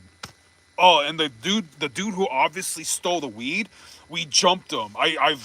We jumped this guy because he hooked up with the home girl that Steve didn't approve of. But then the home girl hooks up with some other dude that we thought was too old for her. A week later, but oh, we like Victor. That's fine. It was retarded, but it was funny. We stomped the shit out of that dude. What else happened? Fucking A. So yeah, we jumped that dude. Oh yeah, so these guys, these Norco football players that want to come fuck us up because our roommate that we didn't like, his friend that we didn't like even worse, obviously stole one of their chicks' money. And then they come in thinking they're gonna punk us, and Steve, like he's gonna go to the Marine Corps, he's real skinny, he takes off his shirt. Everybody's like this verbal foreplay standoff, and Steve's like, fuck this, takes off his shirt like we're getting something done. I literally had nunchucks. I literally know how to use them. I've done martial arts my whole life. Like whatever. It was fucking hilarious. So I go like that. I'm sitting there. The Chucks is looking. So these dudes got the point that they're jocks, they're bigger than us, but we're ghetto, dude. Like we have nothing to lose. Like we come from where people hate their lives and shit. And then when we found out, we're like, Wes stole her money. You want to kick his ass? Oh, go at it, go at it. That threw them off. She just called him a bitch and shit like that. We kind of like buddied up, like, oh, we fucking hate that guy, dude. Go fucking whoop his ass. You're doing us a favor. Like, thank God when shit like that works out, right? So, of course, that apartment didn't last. Oh, I remember this one dude, we come home and, excuse me, some next door neighbor who's pissed off at our loud noises is literally pissing on Romello's new car's not new, it's a pile of trash, pissing on his new car's fucking tire. And he swings at Romello twice and falls on his face. That's not the first time I've seen that kind of shit happen. I swear, guys, if you're at least bit athletic, if you just take like a year or 6 months of Brazilian Jiu-Jitsu or whatever the fuck, you will kick most of people's ass on this earth. They're that fucking pathetic. So of course this shit's not gonna last, right? Oh, we had staged fights in public. Some of us went to pro wrestling school, so we're beating the shit out of our friend Nick on purpose. He wants that to happen. He wanted back in the day. MTV had this show called Jackass. So Nick wants to be. He's an aspiring jackass. So he's literally on these bars that you climb up out of a swimming pool, and he's doing a gainer, a front backflip, or at least he's trying. At the same time, we have this hard plastic life preserver this big that the apartment pool gives us, and he's letting us do this. I was nice. I was trying to throw it like this. People are frisbeeing that shit in his grill like that, and he's belly flopping and hurting himself, dude. And we're all laughing. We think it's a show. We think people are going to be entertained by this. People are sickened by it. This ain't the first time they leave the pool area. Nick had this annoying pet bird that kept getting in everybody's fucking face, right? So Stevis, this is the kind of friends that you have in this world. He goes up to this, we're all in the pool area. He goes up to the fucking, the apartment, takes Nick's bird, throws it in the snake cage. The snake eats it. He's like, oh, hey, ogre, come look at this. And you see the bird is all like, its eyes are popped out, and it's all coiled up in the snake. The snake wasn't 6 feet tall yet. It was still a baby. And everybody's, oh, Nick's all sad. Dicks, dude. But that's what Nick gets for admitting that he fucked his girlfriend and jizzed all over the room. Nick had a girlfriend that wanted to convert him to Christianity. Nick is this hardcore gothic looking dude. He's tough. He lets us beat the shit out of him. That's another funny story. This other kid, it was Cum Bubble. His nickname was Cum Bubble. We were literally stomping him on the ground. I mean, like pro wrestling, like you put your arm right here to protect your rib. He's like, oh no, stop! We're like really, like it might as well be CPR, dude. Like we're fucking stomping on, dude. This is way back in the day when I was 13 years old. The whole neighborhood comes out to lynch us.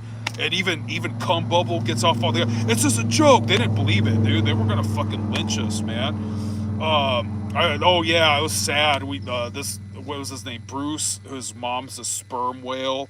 I was like, oh yeah, you got to go chase this kid. We're supposed to beat him up, and he ran into those like gangsters' garage. They motherfuckers. He stood like God humbled us, right? What else fucking happened? What else is fucking crazy? Bruce's sperm whale, cum bubble. Oh yeah, then we had this friend, Donut, and his brother Ghost. Ghost almost killed a chick. He threw a wet teddy bear over his balcony, which landed in the street, caused a huge accident, disfigured a little girl for life. And the parents did not do shit to Ghost. Like, they shit all over Donut, who was a good kid and was eventually going to go into the Navy and all this kind of shit. They treated him like the runt of the litter, but his half brother from a different dad, the people whose daughter almost died didn't even press charges. Fucking what else happened? Stomping cum bubble. Oh yeah, we would fake fights in public all the time. We would fake fights in public like around April Fool's Day or whatever so hard that if we went to school, if we gave a shit about going to school, fucking our elbows and knees would be so black and blue that we could barely walk from falling all over the ground. In middle school, uh, this dude, he starts this protest. The bus is coming to pick us up in the hood. He goes, hell no, we won't go, hell no. And then I start chiming in. This other dude starts chiming in. The bus driver leaves. He gets in trouble for it later, and the school reprimands him. And the smart kids, the nerdy kids who are actually trying to go to school, they're locked out of their house all day. Their parents are at work or whatever. They're too scared to say anything. Like fuck you guys, because we're like kids. We're like kids from bad homes, and we're big or something. And like so, they're too scared to say. Oh, and then I forget his name, but we did school, or it was the same day, and he wants to impress us and hang out. And let's go to his mom's house and cook some food. We didn't know how to cook, dude. We're eating steak. We're eating steak that's so rare and so bloody. It's like rubber with probably worms and shit in there. His mom comes home, and we run out of the garage, literally running out of the garage as it's closing and shit. We made it, like she's trying to trap us in there. And I look back like, oh shit, we got him fucked up. My fake friend, they're all fake friends. He starts laughing. We start laughing that he's getting his ass beat by his mom. The way he looked the next day at school and shit, like all with his head down. And anyways, man, this is back in those days where like I don't know why these guys hang out with each other. Like where I come from, back in the day, like friends treat each other like shit. Like you ever watch the show Beavis and Butthead? They're like hitting each other and almost getting each other killed and calling each other names. Like, why are you even fucking hanging out with each other? This is retarded. Um, oh man, I choked this fat guy because I didn't know how to wrestle right yet. Oh, this is really funny. Here's a really funny story. I was 13 years old. Okay, so 13 years old, I was hanging out with little Joanne. Joanne wasn't my girlfriend. She's really cute though. Hang out with her because we were waiting for her older boyfriend to get off of, I don't know, fucking parole or fucking work or whatever the fuck he was doing. And he was a total greaser. His name was Vince, and fucking Vince, he was a cool guy, right? So I'm basically babysitting his chick before he comes and fetches her, and no shit. So I was in middle school at that time. They were giving middle schoolers prophylactics. You can get free condoms at this fucking middle school, right? So me and Joanne had the brilliant idea of getting these condoms and opening them up and spitting in them or squirting lotion in them. We left them in like the apartment pool area, on people's cars, on people's doorknobs, on people's doorsteps, in the apartment gym, in the apartment gym bathroom. So the manager of the apartments, kind of a hot lady, she catches me and Joanne in the gym opening a condom, like, oh shit, we got caught, right? At the same time, just like a day or two before that, we were trying to choke each other out unconscious on purpose to get high. I mean, you ever did huff? That's why I'm so retarded and ugly looking right now. Like huff is like when you put a rag on a fucking like an aerosol can and you spray it and try to breathe it because you can't afford weed and you scraped all your resin, and so like anything to get a buzz. And so I actually wanted to be a good kid. I wanted to like eventually do sports in school. wrestling and all that. But I got caught up with like, hey man, don't be scared, don't be a bitch, come on, fucking do it. So no one could choke me out. Like we literally. So like you put your hands, if your windpipe is here, your hands are here, blocking. We didn't know what a carotid artery was, but like up against the wall, right, like that. And eventually the dude would slip like this, all like that. Dude, I've seen a dude huffing, falling straight on his forehead. We could have stole all his mom's shit. We ditched school. Everybody's laughing. I'm like, this dude alive? You know? And everybody's laughing that he fell straight up out of his chair, forehead first, on the fucking hard concrete garage floor. These fuckers aren't your friends, guys, you know? So, anyways, what we're doing, we're choking each other out. Dude passes out, says he had a dream about running away from the cops. They're trying to choke me out. It's my turn.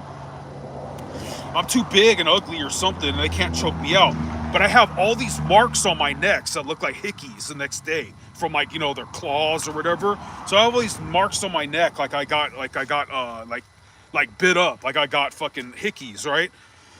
So combined that I look like I have hickeys, that I got caught. The rumor is I was, opening condoms in the locked private gym and shit with Joanne.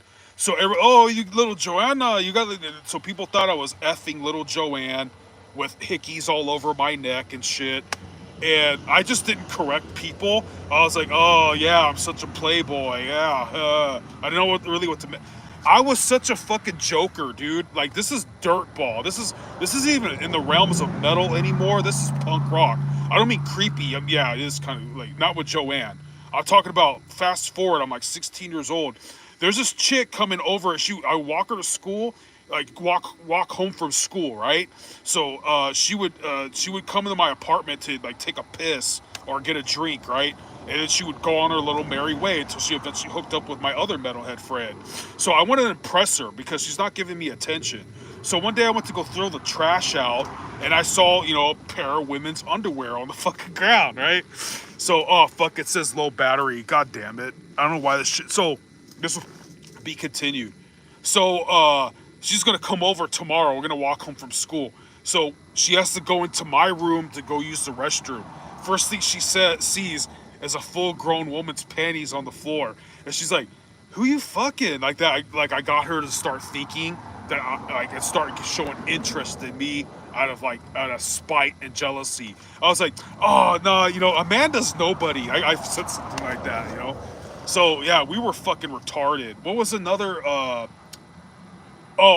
This will be another story. I'm not quite 23 years old yet, but when I was 23 or 24 years old, I pulled the mother of all pranks on my friend. I got arrested for it. The prank was that good. Because we were pulling pranks like that already on each other, guys. Imagine this, dude. You come home from school or whatever, and someone snuck in your room, obviously. So you come home from school, if your parents aren't there yet or they're about to be there, and someone put pictures all over your wall with like duct tape or whatever of like, it says Calvin Klein, and all it is underwear and a man's crotch. Like that. Like fucking gay ass fucking pictures all over your house. Somebody broke into your house not to steal anything, but to put gay ass pictures all over your room. That's the kind of shit rockeros or rockers do to each other. So that the mother of all pranks like that is coming when I was 23 years old. But right now I'm getting out. I was 21 years old. We have 1,000 fucking roommates, right? One by one, everybody's moving back home with their mom. They can't make rent, right? They realize responsibility is a bitch.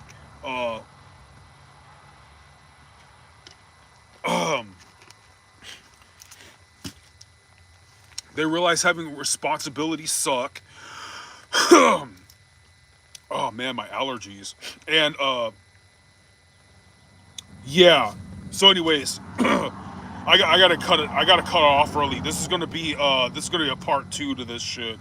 But basically, this is how it was growing up in Generation X times without parental supervision, before the age of constant surveillance and constant cell phones and shit like that. But so we're leaving off when I'm about 21 years old. It was my second apartment for the first time with a billion fucking roommates. And eventually, yeah, man, it was some crazy shit, man. I don't think I'll ever want to go back to those days. I just wish I was like younger and I had more time. But if I would give any youngster out there like any advice, if it's a sausage fest, meaning like it's just your friends, like a bunch of dudes, there's no chicks, you don't need liquid courage to go talk to girls. Don't be smoking and drinking. Like save your liver, save your health for a day that's really significant. A day that's really significant. Like I don't. I rather be Christian. I rather settle down with a good woman and everything. But the very first badass cougar I ever hooked up with, it was probably actually the second cougar. I had to have liquid courage and all that beer balls to like keep up with her and dancing and be an extrovert. Yay, right? So, for example, if you're gonna party, save your liver and your health for days like that. Don't just be kicking it with a massive sausage fest with your fake friends, wasting your health, sitting idly, not doing your homework, not looking for a job, not exercising, not investing in your health, and doing stupid shit. So I hope I made you guys kind of laugh. I think this video is eventually gonna. Somebody commented. Let me see some comments. I think there's only been like 3 new comments. Someone said, let's see. Did I just GIK said, did I just fart? No, I got an empty ass stomach right now, man. Except for just beef jerky and shit. Nope. I would proudly announce that. Oh yeah, that's right. That was another thing that would happen when we would party. You would wake up to someone farting in your face, which was an ass beating, right? But they would be running away by that time.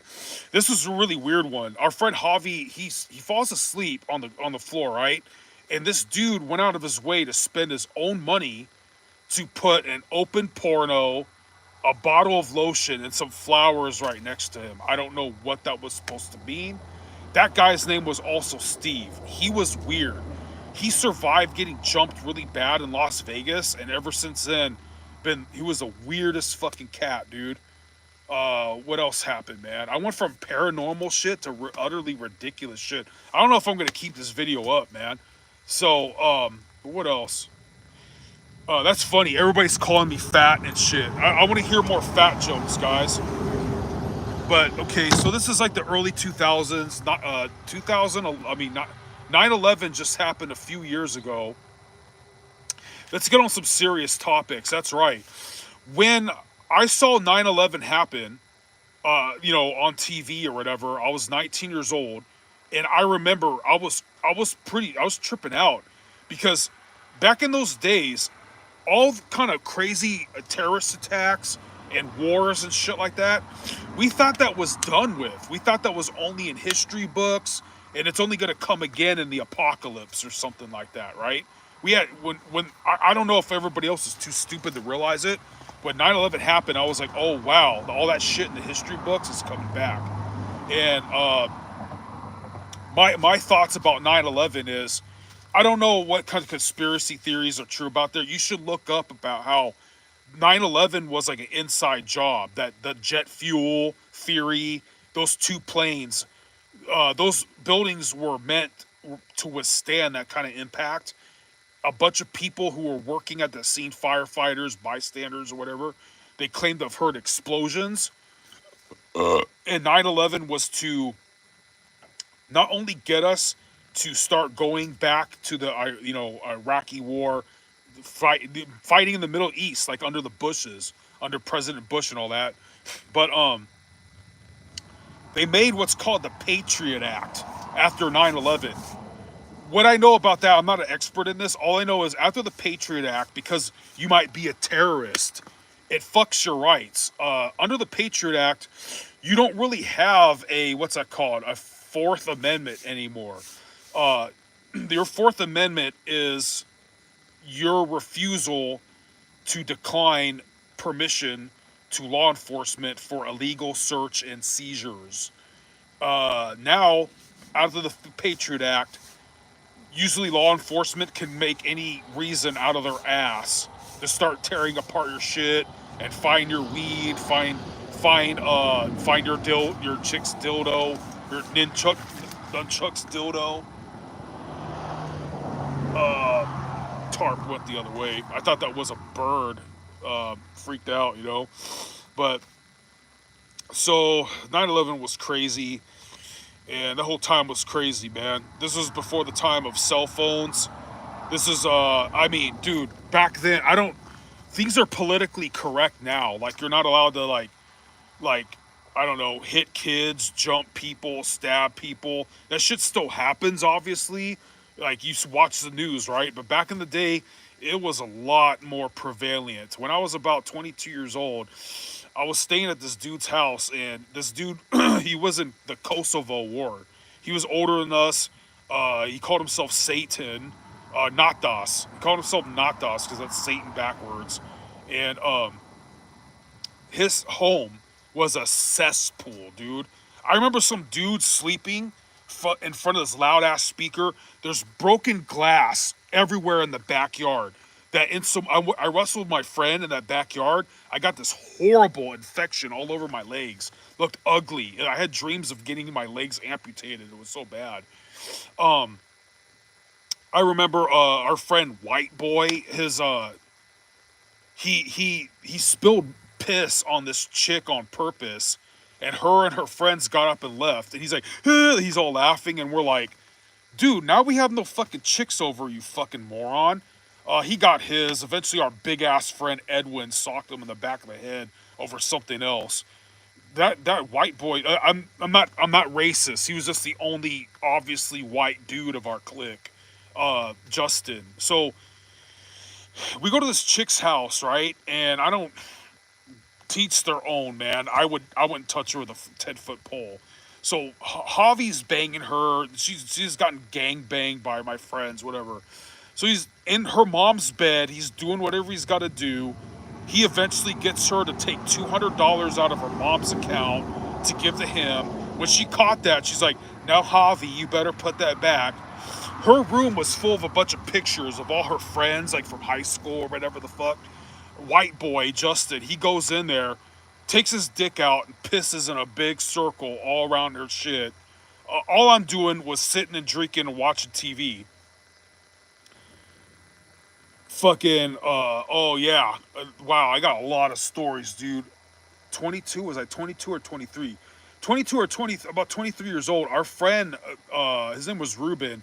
He tried to kill himself in the middle of a freeway, and it made such a colossal accident that it made the nighttime sky look daytime. Check this out, okay? I have a badass car at that time, dude. Believe it or not, I had a beat up ass 76 Camaro. It's me and my fake friend, and then it's Ruben and Dennis in the back. Ruben and Dennis are talking about some depressing shit that I don't want to hear about. I'm having a good time in life. I don't want to hear this depressing shit. We were drunk. We're stopping at this Denny's that my friend here knows the guy who's working. I leave these fuckers alone, dude. Ruben and Dennis. Me and this dude, we go get coffee or whatever, right? I come back to my car later. I don't know, to check on my car, whatever. So I look at my car. I'm like, where's Ruben and Dennis? Huh? And then I look at the freeway and I go, why are two bums crying in the middle of the freeway? I look up the street. There's like a truck on fire. Or there's something on fire. It's making the nighttime sky daytime over there. It's lighting up the sky. First thing my superstitious ass thinks is like, is Jesus coming back or what? All these traffics is all fucking weird. And then I go, that is Ruben and Dennis. Why is Ruben laying in the freeway? Why is he moaning? So I run in the Denny's. I'm like, hey, call 911. Something happened. They're like, what happened? I don't know. I think you guys just call 911. They're like, I kept arguing with them back and forth to the point. They're like, we're not going to call 911 until you see what happens. I'm like, I don't fucking know. There's shit on fire. There's fucking bums crying in the street. There's fucking, I don't know. I think someone already called the cops. My friends are dicks because they went underneath this fence to go look at Ruben's leg. Ruben's leg, here's his calf. Here's his leg should be going this way. His foot should be this way, but his foot is limp like this. There's this huge crater where his shin bone should be. There's this sharp talon, this sharp shard, like it looked like a chicken bone or something. There's all this meat like frayed and like exploded out like this, with his limp foot like that. That should be here because his leg's like that. And he's moaning and moaning and moaning as I pick him up on a stretcher with his shit dangling and all that. He's screaming and screaming. So what happened was, I guess, Ruben and Dennis are they're going to commit to committing suicide. Dennis was like, oh yeah, dude. That's his personality. We couldn't stand him. So irresponsible. He obviously bails out. Ruben's down to die. A motorcycle comes, runs over Ruben's leg. The motorcyclist goes head over heels. He breaks his leg. The motorcycle skids underneath the helium truck, catches it on fire, and purportedly 5 miles this way, a motorcyclist didn't stop in time and hit the back of a semi truck and died. No one pressed charges, and Ruben didn't sign these papers to get disability insurance or whatever the fuck. That's how it is growing up in Generation X rock and roll times, dude.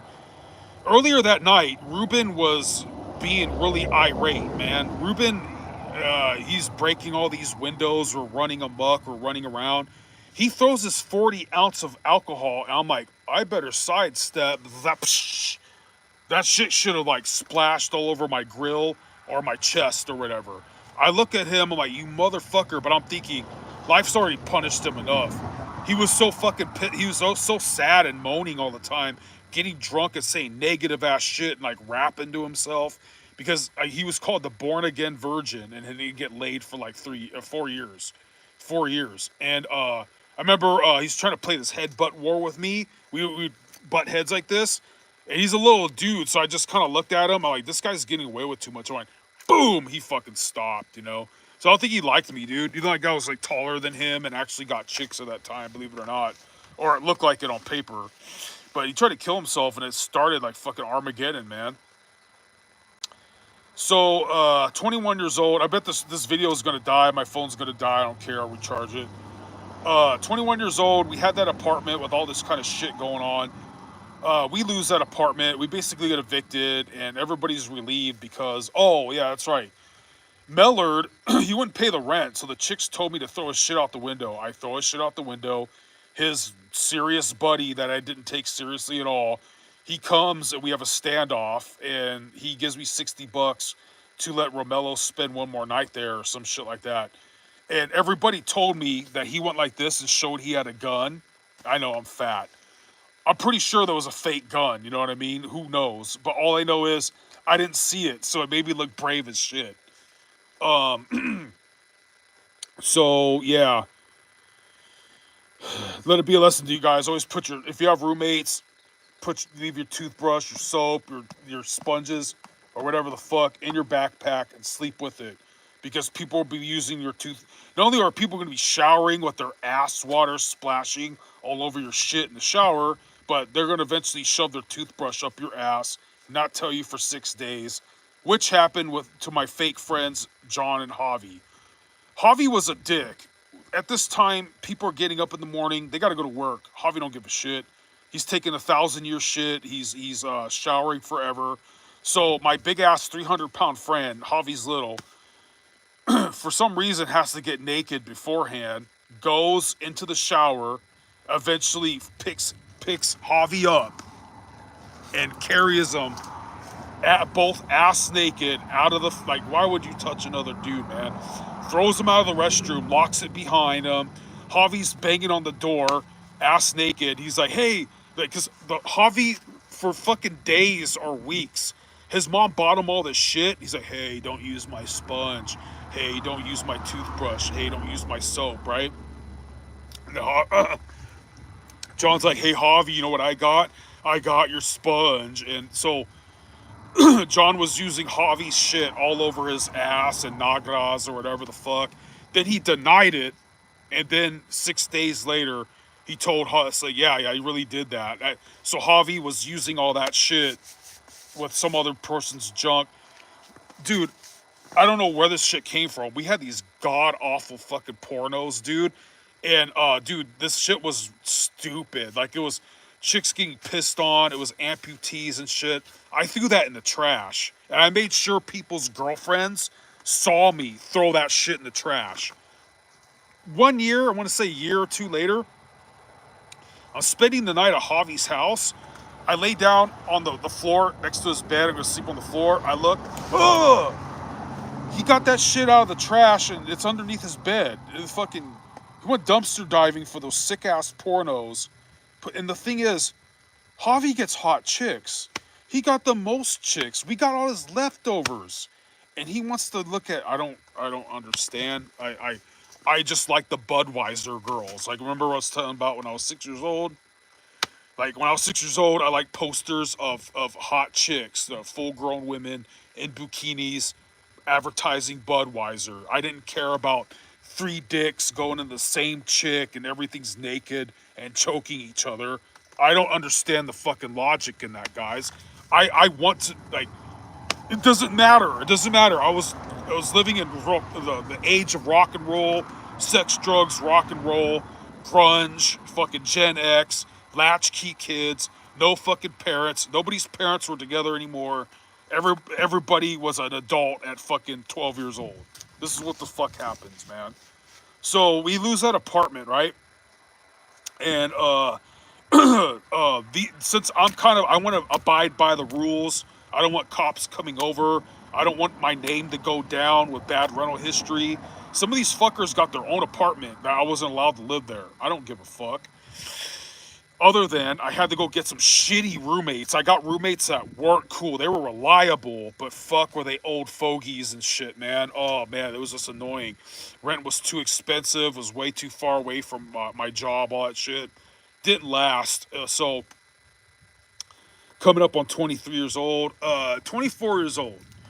24 years old. Oh wow. Let's backtrack. Here's another experience I had when I was 21 years old. Yeah, 21 years old. Some old girlfriend I had at 18 years old. She came back in town. Right. I'm at her house and her stepdad that she hated that said touched her when she was young and shit. The fucker looked like a ghoul. He's starting to die of a heroin overdose right in front of us. I'm like, oh shit. We supposed to? She's like, shut up. I'm like, are we supposed to call this? Shut the fuck up. Let's go. She grabs my hand. She's like, let's go. Let's go. We walk all the way up the block to my new house, right? And I'm doing god awful shit with her, like basically, I don't want to depict it, dude. She's giving me a hardcore blowjob in 80 ways, and while her stepdad is dying at the fucking back at the place, right? This is when I started realizing my friends aren't my friends because when I started bringing chicks around and they saw that shit, they didn't want to give me props. They're like the haters in the comments, like, "Oh, you're fat. You have a cactus growing out of your face. Like whatever, dude." They if you start doing good with chicks and you have homies, your homies are either gonna like give you shit, like she's fat, huh? Like they're fucking with you, but they're kind of congratulating you. They're real friends. But if they're like a fake compliment, oh, that's cool, like with a insincere smirk, or they're talking shit or they're jealous, they're not your people. So that was another shit that happened. So what else fucking happened? Okay, 22 years old. I got some serious roommates now. They're older dudes or whatever the fuck. It's really hard to hold down a job. They're so fucking far away. Riding my bike to work and locking it up, it got stolen. Fucking A. So I had another sleep paralysis episode and when I was 22 years old in their house. So I wake up, but I'm not awake. I can open my eyes, but I can't move. And I'm trying to get away from some owl television monster. I don't even have a TV. I sleep on the floor. Freaked out those roommates because I had like nothing there. I could steal all their shit and leave supposedly. I'm not that kind of person, man. So I sleep on the floor. I don't even have a bed, but I don't even have a TV in that room. But there's some owl, like hoo hoo, like Hooters. There's an owl television monster in the middle of my room that I can't look at, and I'm trying to get away. My idea is to crawl to my the roommate that I liked better. I was gonna crawl to his room and get him to like nudge me awake. And I could hear myself kind of drooling on the carpet. I could feel the carpet smushed up against my face as I'm starting to crawl out into the hallway. I start having this dream. I have this dream of the house I lived in when I was 11 years old, and in this house, I saw myself in a mirror, and I saw myself when I was a little kid, like 8 years old or whatever, when I was really in the church and mimicking preachers on TV. And I was a really ugly, fat kid at that age. Then I picked up a video camera off the floor, and I looked at the film, and it was me when I was like 21 years old or 20 years old, when I was all in shape. I had cougar slaying long hair, and I was making a bunch of people laugh and being belligerent. I don't know what the significance of that dream was, but I eventually popped up out of it. I popped out of the dream. I popped out of the sleep paralysis. I wasn't in the hallway. I was on the floor. I never moved. Probably, I think it was the next day. I go to the 99-cent store. I see this book on the wall. It says the Book of Dreams or Interpretation. I look in the table of contents. It says house.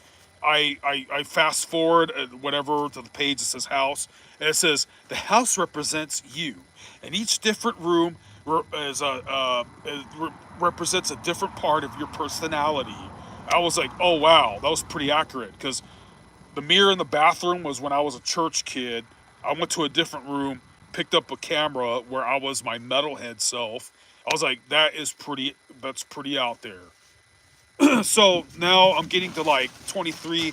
23 was my 20th. I'm not kidding. I remember my 16th birthday sucking. I remember like my 25th birthday sucking.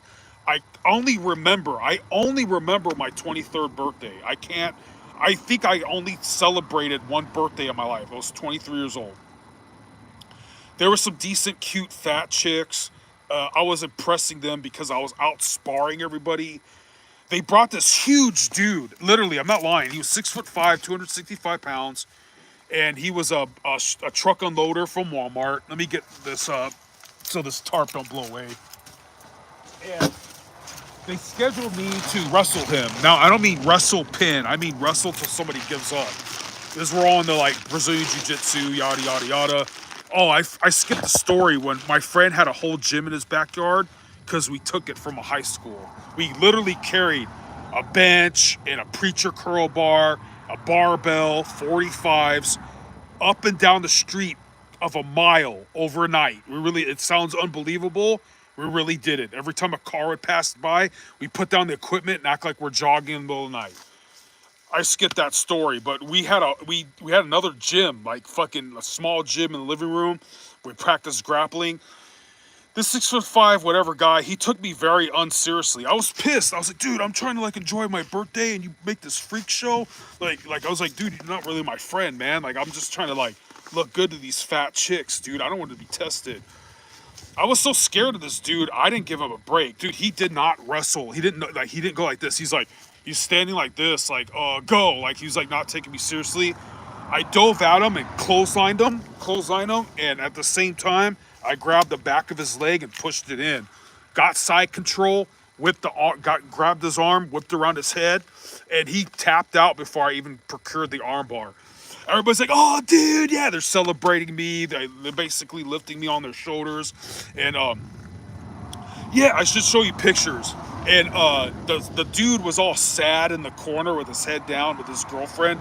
They just brought him to get sacrificed. Now they're not paying attention to him. He doesn't want to leave right away because it makes him look like he's sad. He leaves. Nobody cares. Now I'm sparring. I'm impressing these fat chicks that are pretty bangable. And this other chick comes over. And she's rockabilly. And she's good looking, dude. And you have to have the eye of the tiger. I was never this aggressive. I was never this alpha Chad or some shit unless I drank alcohol, which is not good, man, because that's gonna wear on your health. I remember, guys, if you're gonna drink at all and party, save your liver, save your organs for when it's time to impress chicks or try to have liquid courage to talk to chicks. Don't just be drinking and smoking for sausage fest. Like, oh, let's play Xbox. No, dude, don't do that shit. Wait till there's chicks around. Okay. Here's another significant thing. Lesson. Nowadays, if you're aggressive with women, they'll put you on blast. They'll say you're a creep. They'll say you're a rapist. They'll say you're like P Diddy. They'll say you're like Bill Cosby. They'll say you're like Jeffrey Epstein. I'm not saying those guys are good guys. If they're really guilty, they should get their ass whooped. The fucking chorus. But back in the day, dude, you didn't need to be a Chad. You didn't need to be bad. You didn't need to be an alpha or whatever the fuck. You just needed to know how to fucking party. And you live by your own rules and you're not going to be told. And you got a style. And preferably you play guitar or something like that, right? So I got some liquid courage and I'm basically dragging this chick upstairs. It sounds bad. Stay with me. So people run into the room, right? They're like, oh shit, they're gonna beat my ass, so they wonder what's the commotion. They hear this thumping and slamming, right? Like like gonna rape some chick. But they see her, she's laughing, dude. She's grabbing here's the railing to go upstairs. She's grabbing one of the spokes or poles like this, and she's laughing. I'm trying to drag her up the stairs. I get her up one stair, I sit her down, I start kissing her neck and kind of feeling her boobs and like oh Bodosita, or not, I mean Mamacita, like fucking that would, I just killed the whole fucking vibe. Like Mamacita, like let me get it, let me get some of that. Come on, baby, you know you want to. Like fucking sniffing her up and shit, and she's starting to like warm up to it. I'm fat now, and I lost all my personality, and I'm not a real man without alcohol balls. So that was very perturbing, and that was very amateur. But somehow it worked back then. I was 1,000 pounds less in shape. So like I start revving her engine, and I plop her up one stair, and I start, okay, let's go to my room. And she's laughing, she's grabbing the spoke, she's elbowing me in the face, she's like gouging my eyes out, she's karate chopping my balls. I'm like, oh, I'm like, kind of like, not only is she beating my ass, but I'm not really guarding my face. Like I'm too busy. Not only am I busy like copying a feel, but she's laughing, she's having a good time. I'm kind of letting her beat my ass a little bit. That was my calling card. You guys are getting free advice here. I've scored with some chicks where they were like, it was worth it just to beat your ass. Like beating my ass was more fun than what I got to do in the end, I guess. So like she's beating my ass. Like, oh fuck, and then we settled down. I was like, oh, so what band did you say you like? Oh, you like rockabilly, something, blah blah blah. You want another drink? No, don't move. Like, and then I start trying to tickle her and bite her and stuff like that.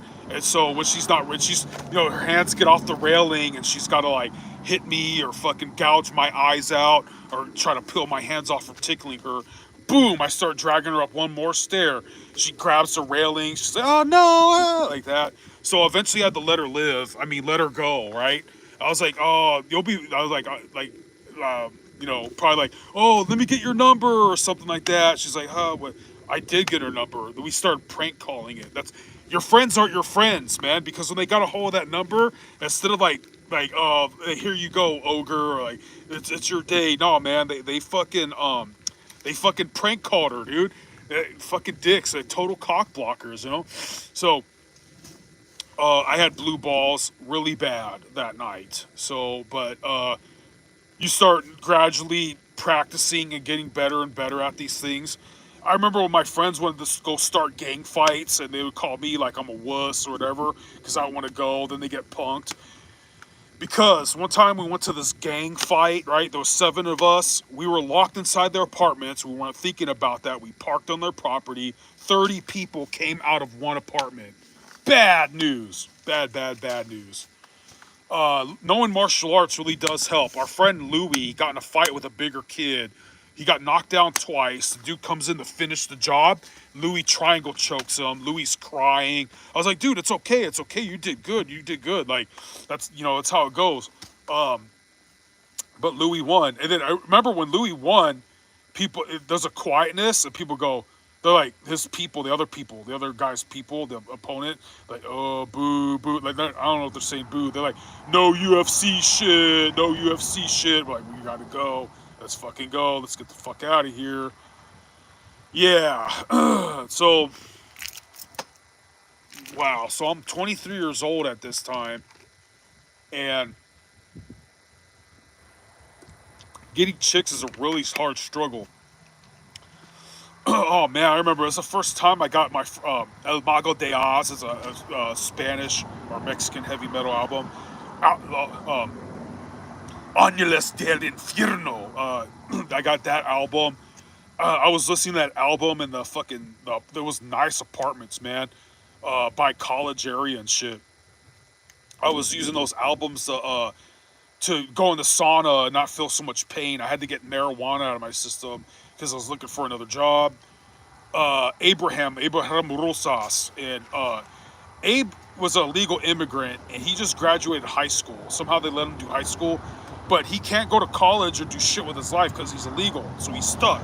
He's going to be stuck. I think that my phone's going to die.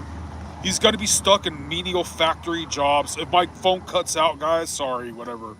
And he's hating on Javi because Javi is a loser. He's getting all the chicks. He's doing nothing with his life. He's a fucking idiot. He's so unreliable. Abe keeps talking shit, talking shit. We're kicking it at the apartment barbecue. They're all Chicanos, but they want to eat ketchup with their steak. Whatever. I'll go get the ketchup. And Javi's on this table. Abe's on this table. Abe is bitching at Javi like, you're such a loser, fucking A. You're so lucky. You're a privileged little asshole motherfucker. I can't do shit. You know. And Javi's like this. Man, you bet. Javi was an expert martial artist. He was already a blue belt under like Carlson Gracie, meaning Carlson Gracie trained somebody who trained Javi. He was a 2-time amateur kickboxing champion in his teens. And he's also a soccer stud at like 12 years old. I mean, he's such a douchebag that the video of him winning his second title of whatever, he was an exciting fighter, man. He made people get up on their feet. The second title he won, it turns into this homemade porno and shit. It's like, dude, really?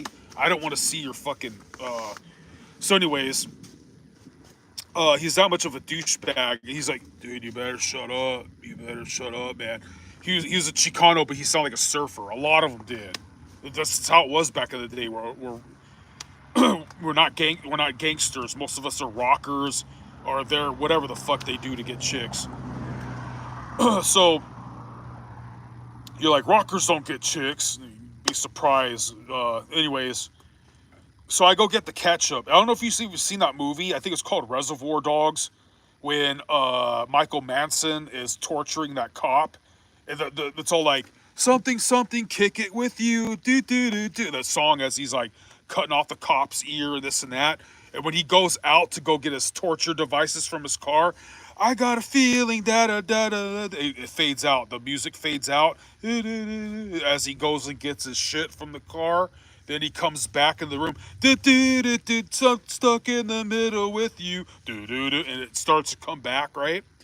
It was like that. The festivities and the noise of the argument and the commotion is fading away as I'm going in the apartment to get ketchup, and it's coming back as I come back.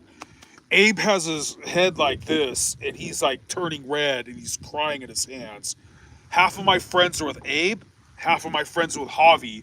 Javi's like, I told him to shut up. Like, Javi's heart rate he whooped Abe's ass without even having his blood pressure go up. That's what martial arts does. Shitty apartment